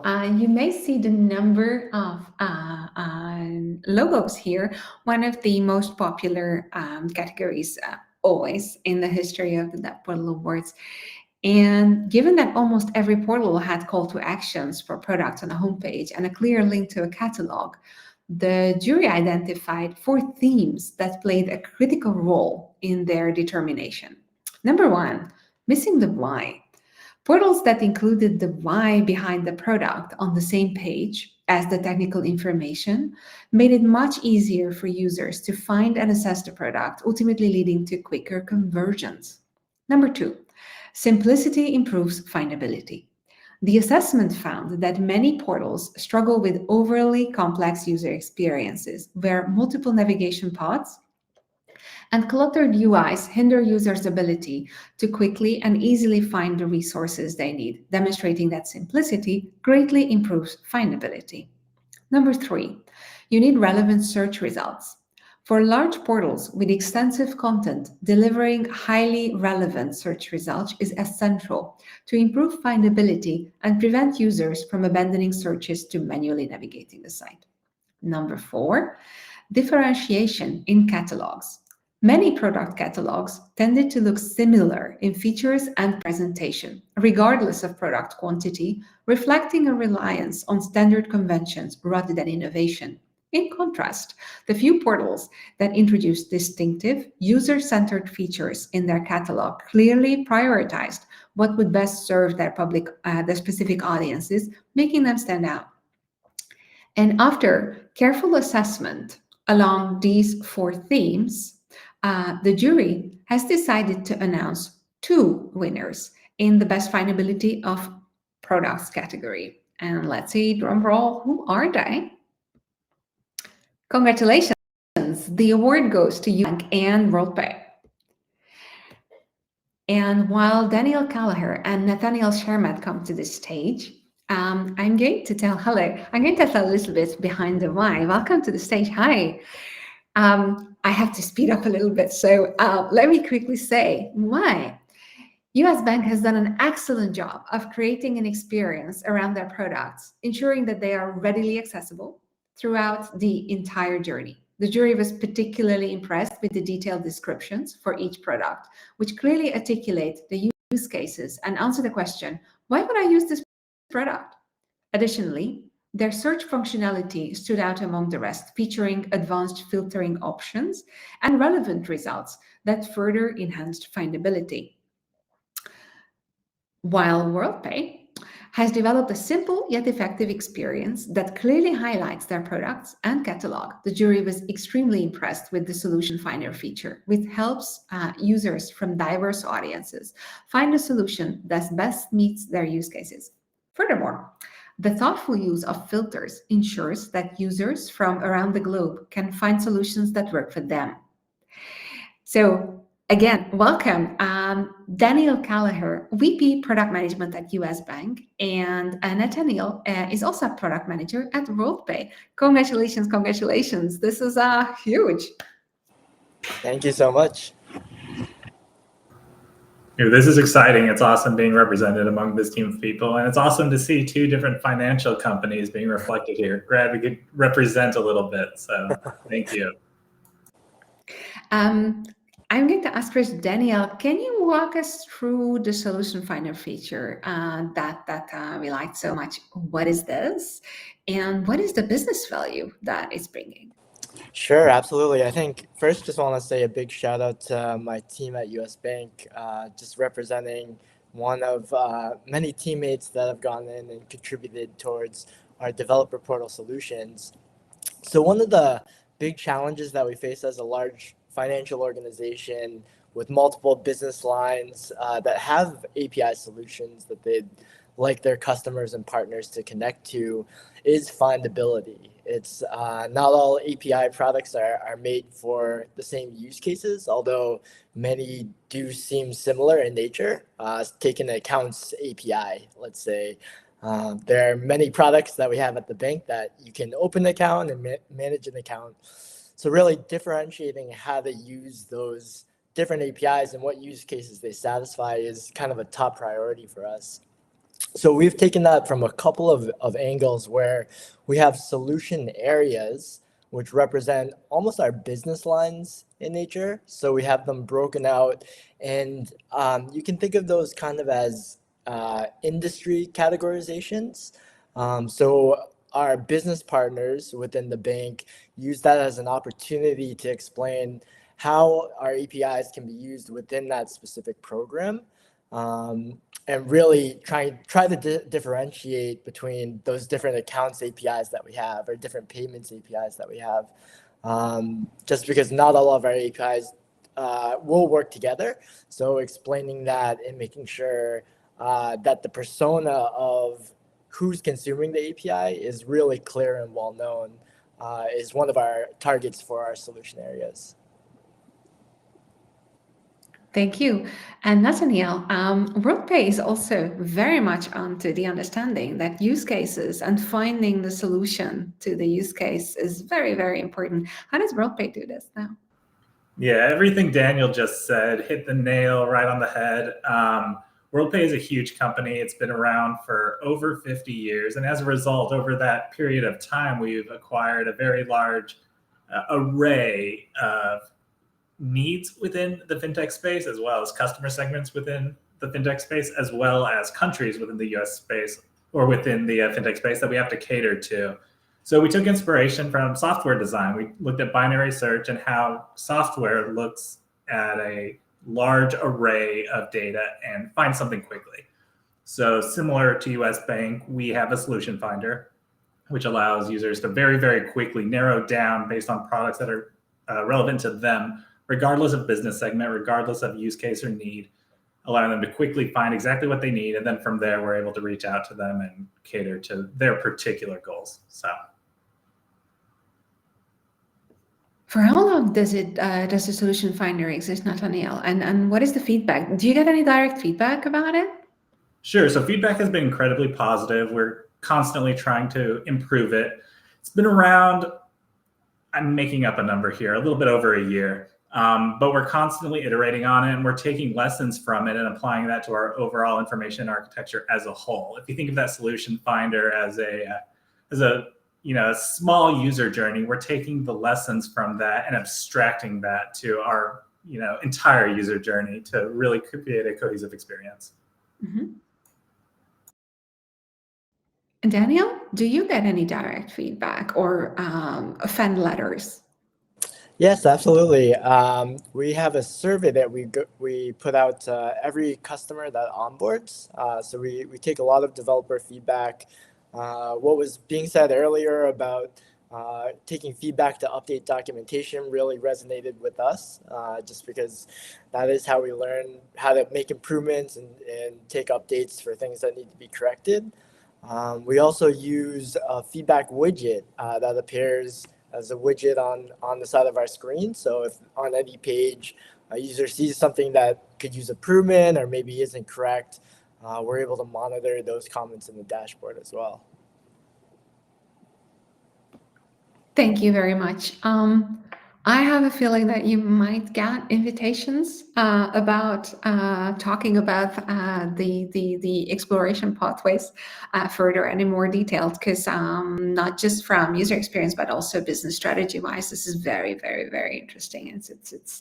It's very much at the forefront of a lot of people's minds. So congratulations again, and let's talk soon later. Thank you so much. Thank you.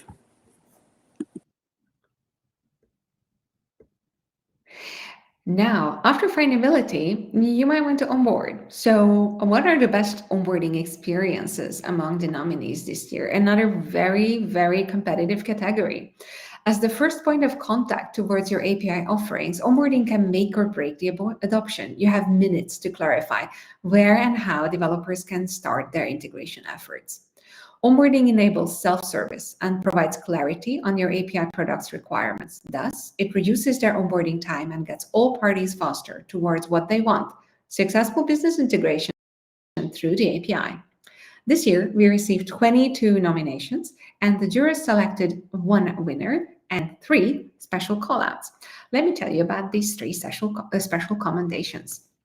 So, honorable mentions for Klaviyo developers, Cloudinary docs, and Skyflow docs. Thanks to the many interactive elements, the onboarding on Klaviyo developers is very engaging. Whereas Cloudinary Docs has many customized tutorials and engaging videos that enhance the onboarding experience. Skyflow Docs is very well written, as the quality of the documentation that stood out during the evaluations. And the award winner in Best Onboarding Experience in the Developer Portal this year is Dynatrace. Congratulations! And let's welcome Robert. Hi. Oh, wow. Thank you. I was not expecting that. The reasoning is that the portal offers a very smooth and effective path to success, and it features enough documentation to get started. It supports by providing the right tools, and everything is easy to find. Perfect. Who is the target audience for this onboarding? Sorry, what was your question? Who is the target audience? Who are you onboarding? The main target audience for us is a persona around, so similar to what was mentioned before in different types of portals, we are B2B, and our portal is mainly only catered to existing customers. That also means that, and this is the topic of this portal, is something again that we released last year publicly, and we are seeing and expecting a further adoption of existing customers that are more like DevOps, SRE, Dynatrace admins, looking to the features of Dynatrace apps and seeing curiously if they can, get more benefit of our product or make things more tailored towards their usage, not be tied to our product, what we decide to put in the product to make easy for you. You can make stuff yourself on top.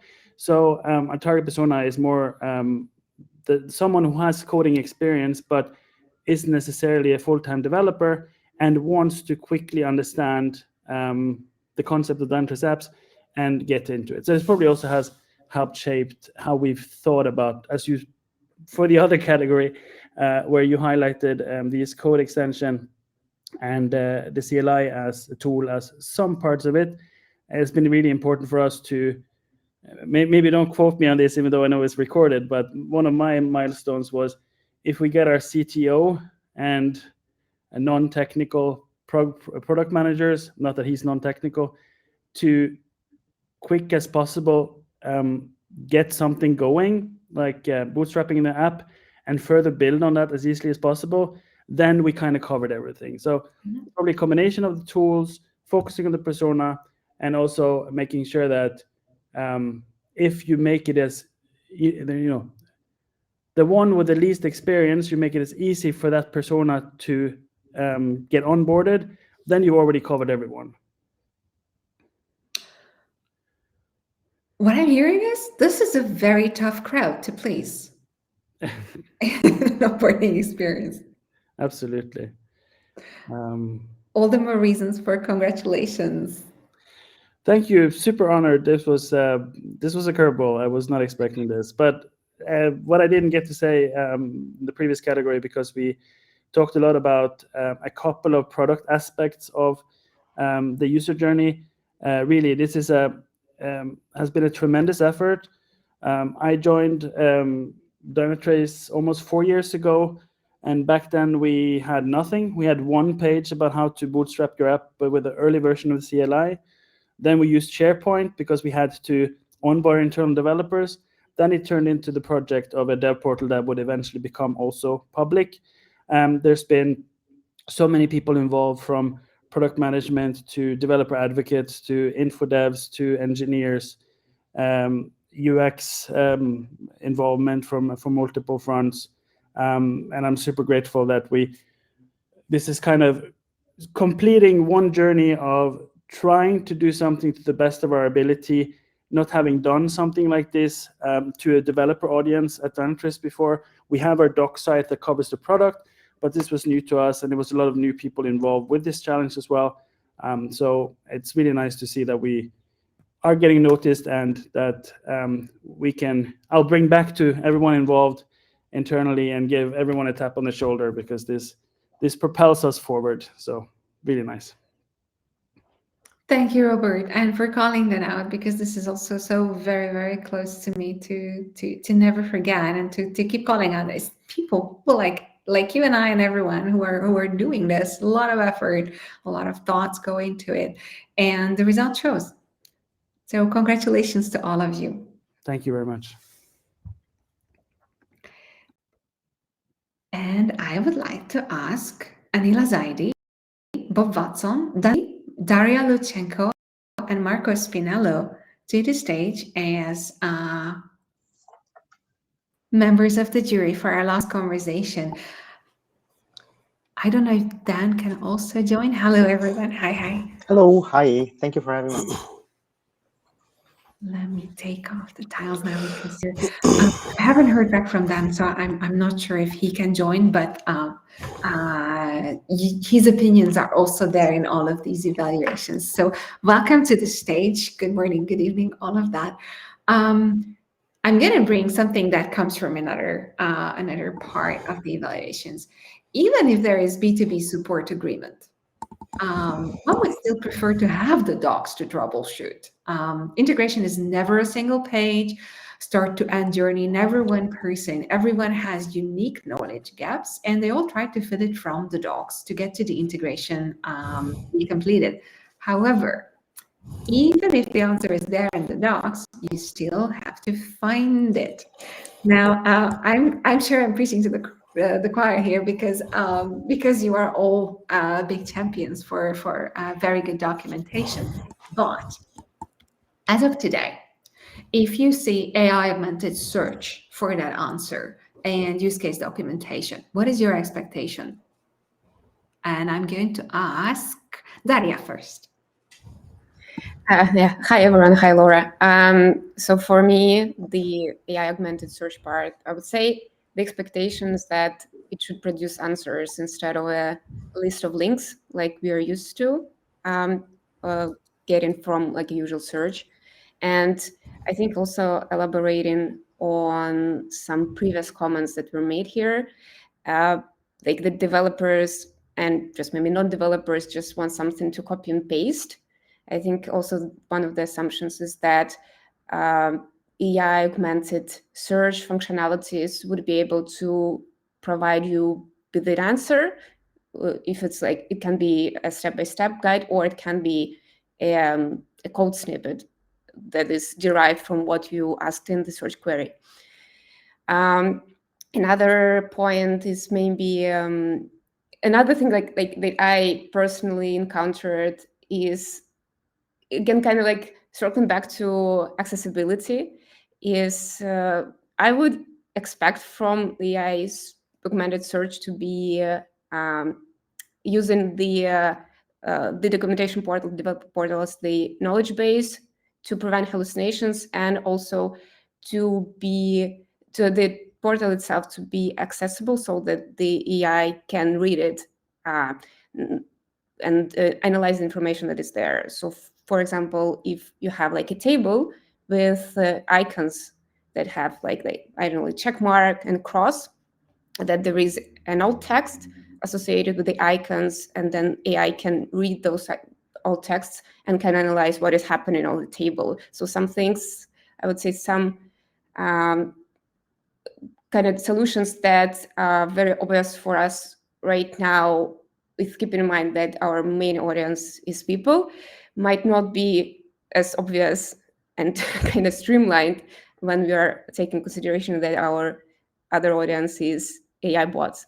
So like those few things I would like to mention.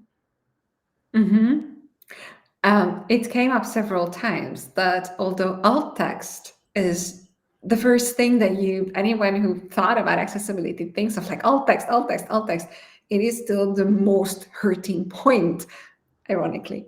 It's still missing. Yeah. So, thank you, Daria. And I'm going to ask Anila, what do you expect when you see, oh, AI augmented search? What do you expect to get? Hi, first of all. Hi, everyone. My experience, it's becoming more common, so I get excited when I see it on sites. And my initial thoughts are when I do see it is, wow, they must have a lot of faith in their documentation, because the language learning models, the output of it is only as good as the input. My hope as a tech writer is that the output that it generates using the AI search is that the ingested documentation is up to date and current and accurate. So it's kind of with mixed feelings when I see the AI search on some of the sites, because on one hand, I'm excited. On the other hand, I'm like, is it really accurate? Can I really fully trust this? So maybe my hesitation will wane the more I see it.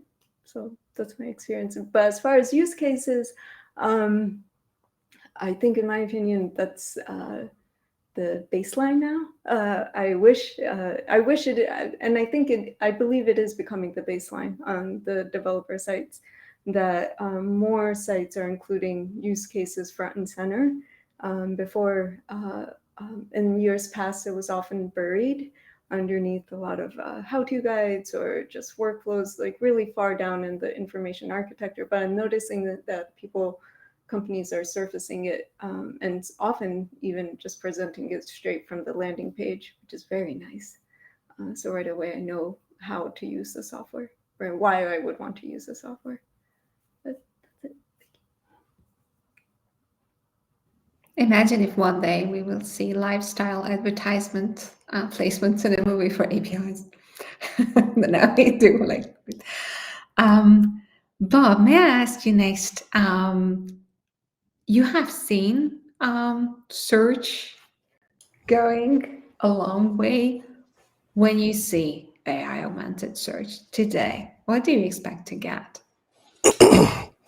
Yeah, no, this is a great question, because I think ideally, if we take this out to the perfect implementation, it'll be like indoor plumbing, where it's just there, it just works, it doesn't make a mess, it does what you expect it to do. I don't think we're there yet, but I mean that's how I expect the AI to appear, is in that we don't see it. So like for some examples is it'll know what you're doing based on however it figures that out, so that it can provide you answers in the context that you're working. If you're developing and ask it a question that would be answered with source code, it would give you a source code example. If you're asking a question that would be answered by a tutorial to explain it a little bit further, it would give you a tutorial. Do the work for you that you would otherwise have to sort out how to make a code sample into a tutorial, or make sense out of a tutorial and take the code samples and things like that. It should know the detail level of by how you phrase. I don't know enough about it to tell how it should work, but I would like it to know that I'm a new user and to explain things at the new user level, or I'm an experienced developer and explain things in a succinct, perhaps almost abbreviated format that will make sense to me, but not to the new user. It should know how to process the output. It should know why I'm asking it a question, and give me the answer that would kind of address that, as opposed to make me work for it. And it's unfortunate that we get to see it in its sort of version 0.5 state of reliability, because now we're starting off with an environment of distrust, because it's not ready for prime time in the sense of trustworthiness. And so Ideally, the implementation would be 100% reliable. So we don't have to say, maybe I better double check that. It's like, well, what's the point of that if I have to go and do more work? It's not, is it really helping me? But it should say, here's the answer. And I should be able to have faith in that. So I think there's a long road to go before we get there. But I think having the end goal in sight is worthwhile, and knowing how we're making progress towards that. Thank you. Marco, I see you nodding, and I can see that you also have opinions on this. What do you expect, and what would you advocate towards? Yes. Hi, Laura. Thank you. I'm piggybacking on Bob's reply. I'm lazy, so I expect room service.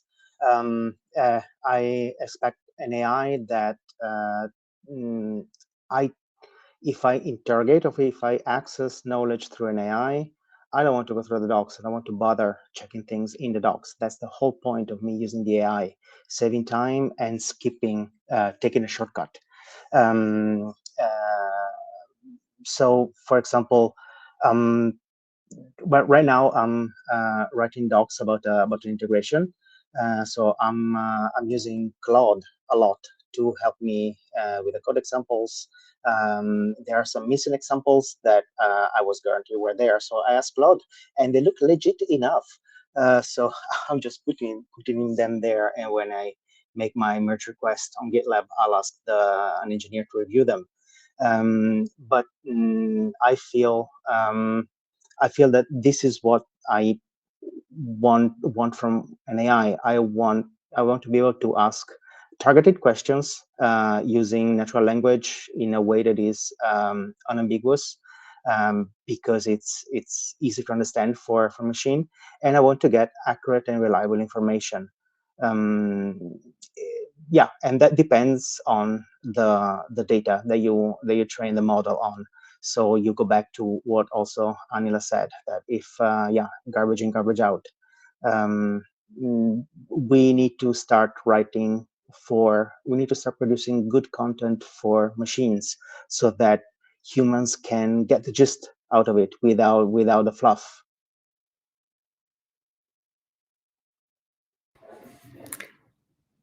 Quoting from someone, as a user, I can forgive not so good UI, but I cannot forget bad UX or unclear information architecture.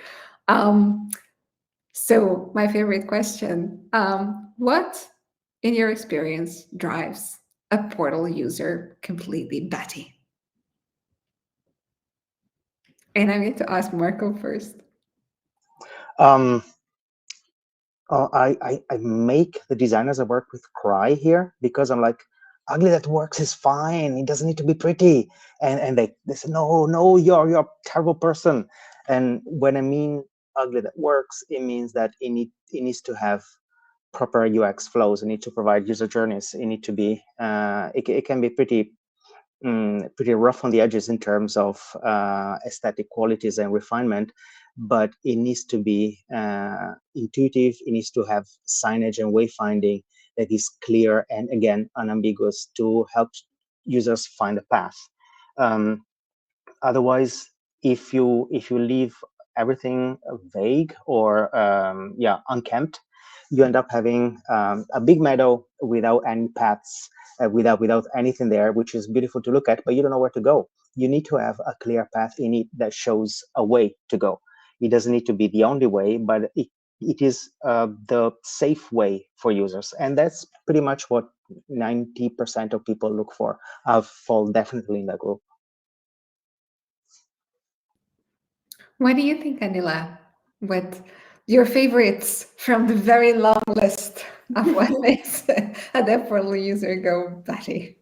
I'm always shocked the big changes that you get from a site from simple, or the big improvements you get from simple changes, like simple button label changes, making those more clear, making sure that the action events, button clicks lead to the right place, link references are leading to the right places. So as Marco was saying, just the UX journey, just really, it always amazes me how a simple change in navigation labels, button labels, just improve the UX so much. It's wild. So just really simple things. And then I just wish more sites had troubleshooting guides front and center. And they're usually buried. Troubleshooting and support, I don't know why they're so often buried. So small changes, big improvements. In your experience, Daria, what are those small nuances that drives a person mad, but it could be changed so easily? I wanted to talk about big stuff, to be honest, not small nuances, but like for me, it's two big things is the fragmentation and too much complexity. So as for the fragmentation topic, I mean, you stop your users from doing the self-service. You stop them from doing independent discovery. If the information architecture is fragmented, if they cannot find like nested pages, if there are no breadcrumbs, for example, like a very simple example that came to my mind. I mean, it can be valid if you treat your portal as an FAQ for your support team to send links to when they respond to customers. It can, I think it can be a valid approach, but if you wanted to treat it as a self-service tool, then you should take into account the paths that users take, like how do they find this info. And for the overly complex part, Laura, you mentioned when you were announcing the winner for the best fundability category, that like overly complex documentation will it will disrupt fundability. So maybe like just check it, do some UX tests, check it with external users, check it with maybe your internal teams who are not maybe so much do not work with this specific product closely, so that you can shake off that curse of knowledge and just measure the time that it takes them to find the instructions to do a specific task, and then it will be your guidance, I think, on how to improve that information architecture. Thank you. And I have purposefully made it so that I can ask Bob as last, who has been the guiding saint of the DevPortal Awards from the very beginning. I'm going to tweak this question a little bit for you. Can you, from the top of your head, say some things that were on this drives me batshit crazy list that has been eliminated? Wonder of all wonders, it isn't a problem anymore for the most cases. What are the things that we did overcome as a whole in API documentation? Yeah, no pressure. No, I think what I don't see so much anymore in the entrance is sort of the landing experience. You know, the landing pages are a lot clearer now. It's a lot less. Before some landing pages just kind of assumed that you know what they were talking about, whether you did or not, and then just kind of go on talking more about it. And so you're like, wait, what do you do exactly? But nowadays, that seems to be much less common. The navigation paradigms, I think, are a lot easier to follow, or a lot more consistent. And so just the user interface, some of the things that and I've said this before, and I would imagine this is going to continue to be the case, is sort of, last year's award winners are this year's expectations. And seeing that over time is, well, that's demonstrated in, just the amazing entrance that we had at this year. And, some of the features from a year or two back, or you see them in more of the documentation. The design, the overall design, is kind of crisper and fresher and more kind of on brand with the companies they're representing. just the whole kind of a little bit of everything has gone up. From the writing side, I think the authoring systems have improved. I mean, we don't see that in our entries, but just kind of watching, kind of peeking behind the curtains when you can. The ability to create those sites is getting easier. It's still a lot of work, but we as technical writers, I think, have more access to features now in generating documentation than we did 3 or 4 years ago, and certainly longer, go further back. So it's fun. It's been fun to kind of be at the have a front row seat to that and watch that evolution of the sites and kind of the raising of the expectations over time. As a not quite lifelong technical writer, but I've been doing it for a while. It's rewarding kind of professionally to see that passion presented in the state of the art for what I've been working on, and what many other dedicated technical writers have been doing as well. So it's like, wow, that's cool. People think this is cool too. So it's been really fun to have a front row seat to that. And let me call out also loudly what you wrote in the chat. The ultimate goal should be as close to 100% reliable information as possible, so it can be used by all audiences. Thank you for that sentence. Exactly. And I thank you all, also Dan and Michael, for being the jurors this year. You have all done an amazing, amazing, amazing work, and a lot of empathy and understanding to really see what you're seeing, and to call out the special new nuances. Thank you very much, and I hope to see you again next year in the awards program. I now have the honor to announce the best overall developer portals from among the nominees. We are going to fork here towards enterprise and small and medium sized companies, because otherwise it isn't fair. So for the best overall developer portal in enterprise category, this is self-select by the portals, which they go.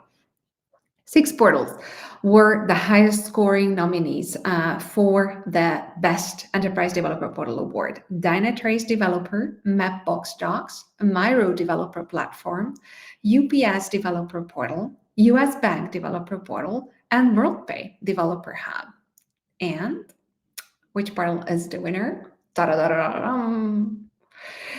The Best Overall Enterprise Developer Portal Award goes to the WorldPay team. Congratulations.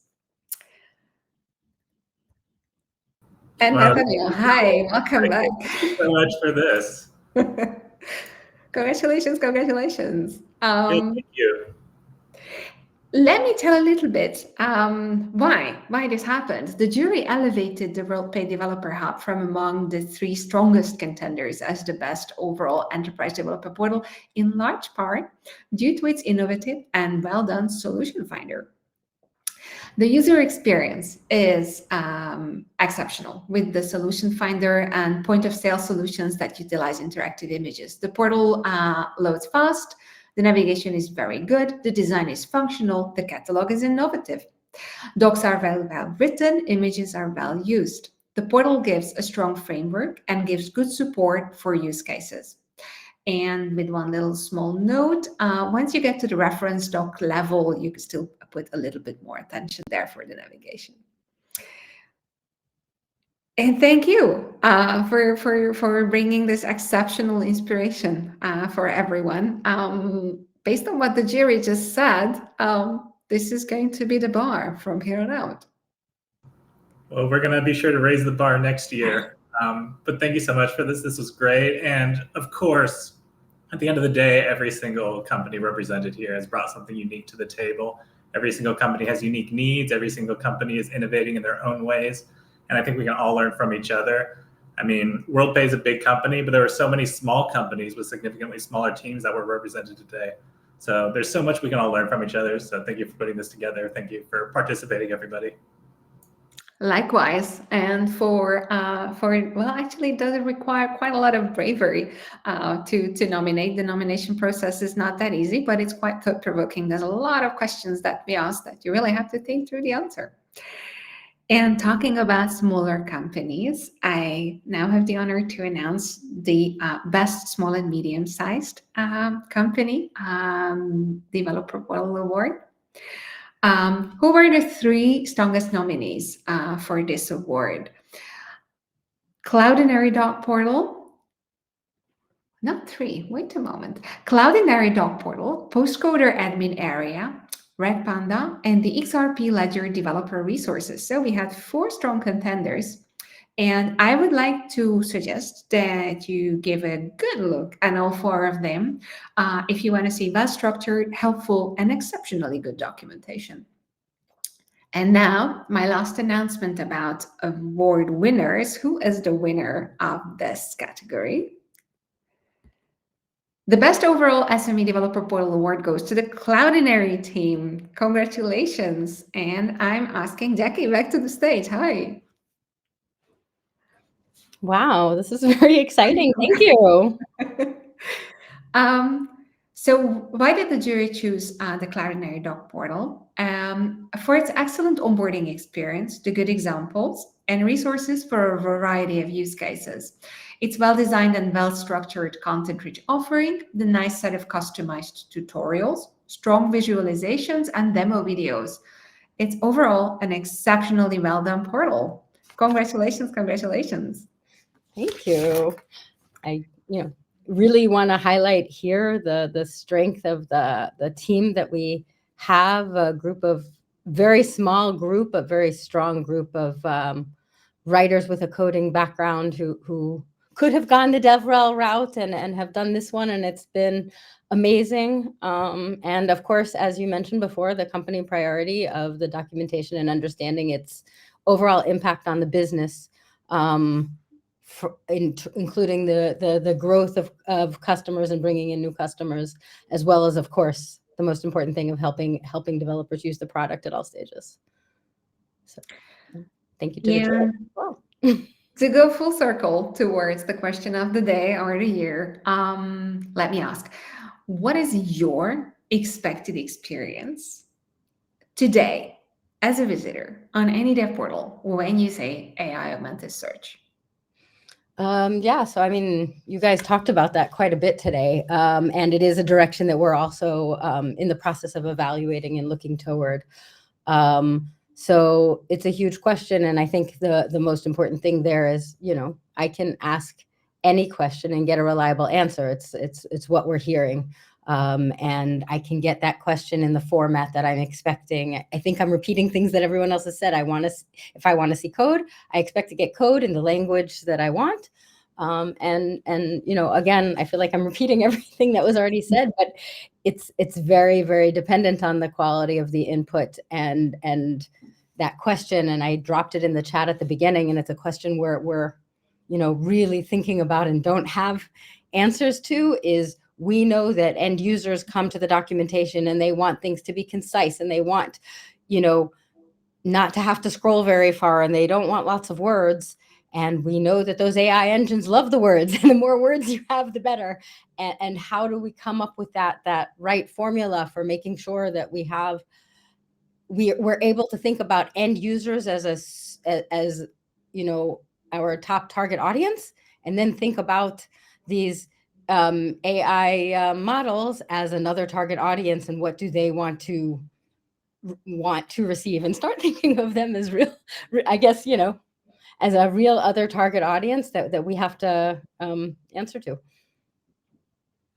My thoughts exactly too. Thank you very much, and congratulations for the overall Best SME Award this year. Thank you so much, and thank you to all the jurors. I know that it's incredibly tough, and there were so many amazing entries. I learned so much just hearing everybody talk today. So, and thank you to Pronovix for hosting this every year. It's an amazing opportunity to see what everyone else is doing and see the trends, and it's great. Thank you. Thank you very much. I have 3 more slides to show you. 2 invitations. Because I hope you got a lot of good inspiration and insights. And we are going to continue this a bit on API Days in Paris. On the 4th of December, there will be the core conference, as you are used to it. And you can look out for the AI to Docs track if you want to hear more about documentation and AI. And we have free tickets for this. And on the 5th of December, something new is going to happen. We are going to have a full slot panel conversation with some of the jurors. And then we are going to have another full slot panel conversation with some of the nominees. So bring your questions, bring yourself, bring your interest. This is going to be a large conference with a lot of participants. And I really hope that you can get some more input into how you're going to tweak your portal next year. And my other invitation is on very short notice. It's last call for tomorrow. We are going to be having Ezra as a guest, who is going to talk about 3 layers of productizing APIs and about monetization success. This is a topic that is very deserving of a lot of your thoughts. My personal opinion is that when you multiply content to infinite and you expand content access to infinite, you will have to do something about that infinite access, and monetization does come to mind, either pro forma or you actually find a way to make money out of this.